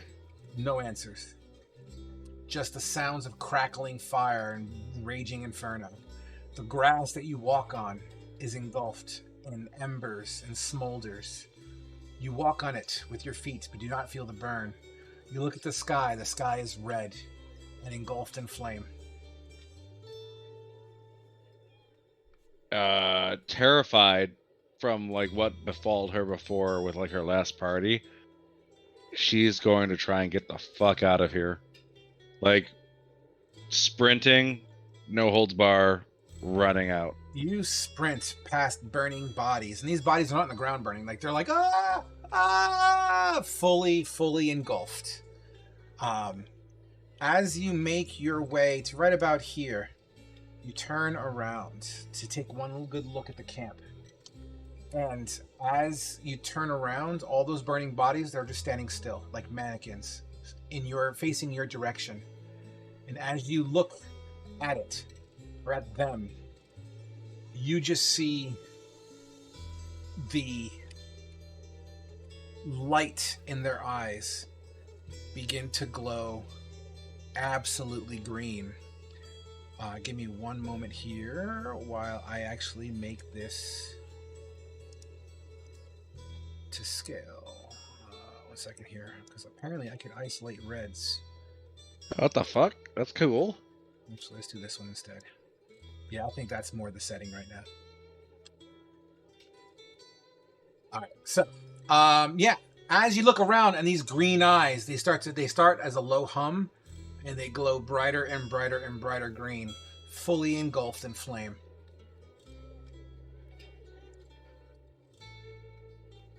I mean, she's witnessed a massacre before. Is this like on par with that? With like the Warforged massacre? Be more specific, please. She came from the north. Like Yes. when we were talking her backstory, she witnessed like a massacre from like the Warforged creations or whatever. This is different. Big time different. In fact, as you turn around and they're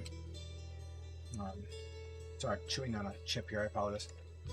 As you turn around and see what you see, there is thud, thud, thud.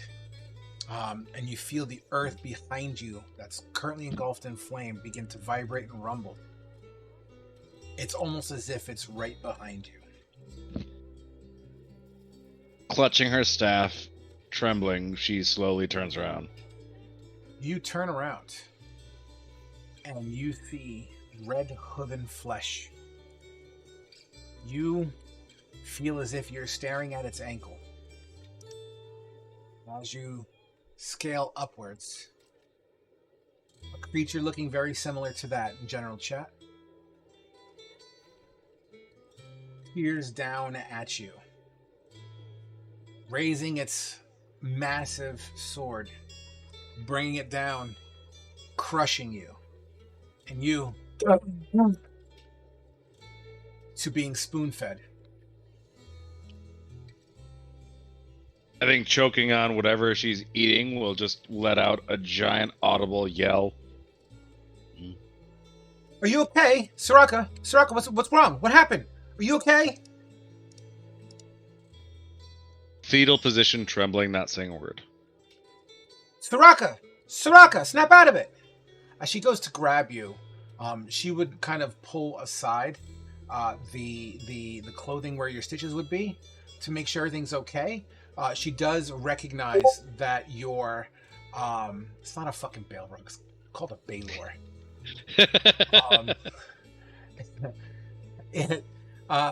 She recognizes that your sutures are gone. They're popped off. And your wounds are absolutely gone. You yourself, as you cower in fear, you feel rejuvenated somehow, some way. You gain the benefits of a long rest.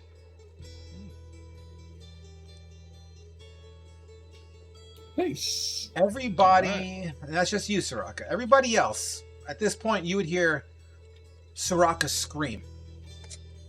You see soldiers in the camp. What's that? What's going on? Did they get another one? What's going on? As these soldiers begin to make their way towards that tent. I run towards Soraka. Anybody else? Flynn does the same thing. Mia's like, oh my god, is that Soraka? Is Soraka screaming? What's going on with Soraka? Leo'll slowly make his way over there because he doesn't want to get grabbed again. You'll hear Freyri, remain at your posts! Be on guard! What's going on? Someone speak to me! Sarah would stand up. Sire, Lord, Soraka, she's screaming. I don't know why. I was just feeding her. Her wounds are gone, but she's screaming. Soraka! And she'll kind of like tap you on your hoof.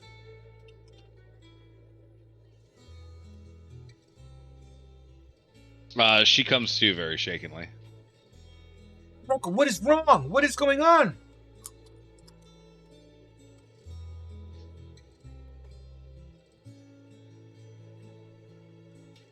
To the best of her ability, she will try and recant what she dreamt about.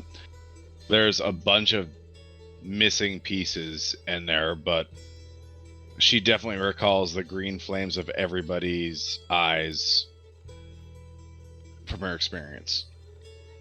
How the whole camp was engulfed. Mid-sentence, or at least mid-conversing about this, Flynn. Yes. The soldiers to the left and right of you, and please hold.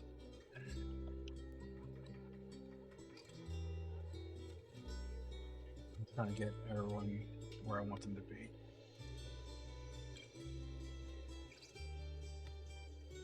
And the soldier next to Flea and Mia, you hear. They drop their bowls of soup on the ground. And they start kind of like, they start kind of hollering in pain. Flea's readying his crossbow. And he's jumping backwards. The hell is going on? Remember how I said that they could be in human flesh? Flea, you're welcome to move 1 square in any direction. Flynn, you're welcome to move 1 square in any direction. Oh, fuck all kinds. Is every guard I can see doing this, or just the ones right At the next to me? moment, just these 3. So the 2 next to you, Flynn, and then this one right here.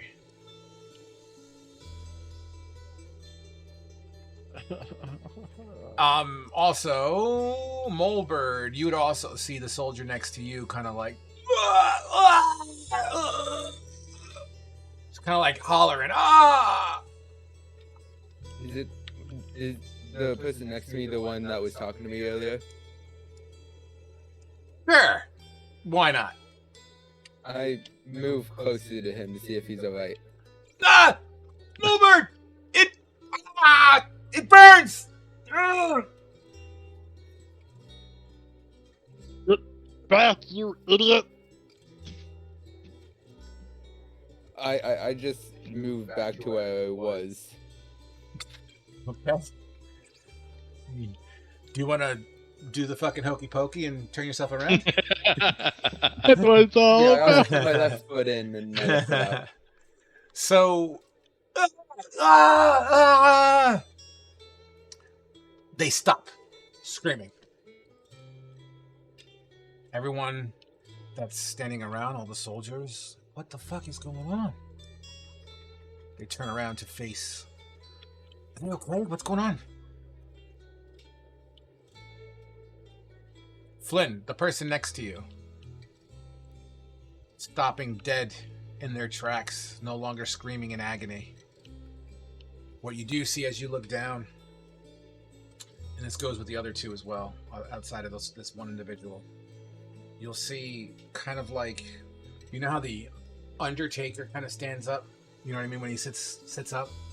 You know, so this guy just literally sits up, and his body is like, as it sits up, his body just kind of like it I don't know the right verb to describe what I want, but it's as if he sits up, right, in a 90-degree angle, but then if he was to straighten his pelvis, his body just stands up without using his hands, like he was on ropes being pulled up to his feet. You know what I mean?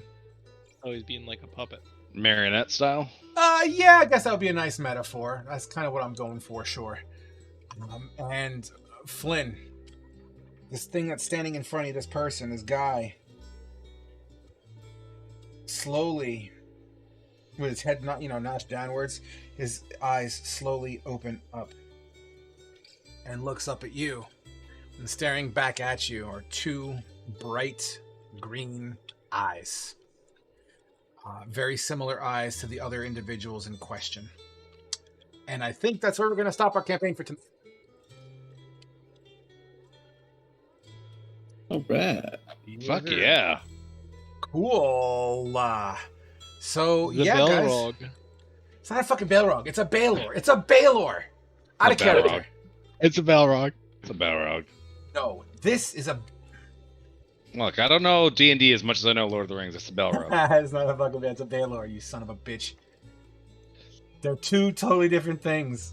They look the same, just more fire. So, that's what will end tonight's session, guys. Hopefully that was cool for you. Let me kill the stream. Everyone, thanks for watching. I appreciate it. This campaign... Wow, we had a lot of watchers tonight. This campaign, guys, might be continuing on Tuesday going forward, every Tuesday. So the hours will change, giving us consistent week over week over week. So although there is still a stream next Thursday, that would continue with the elevated thread. So next stream will be Tuesday, potentially.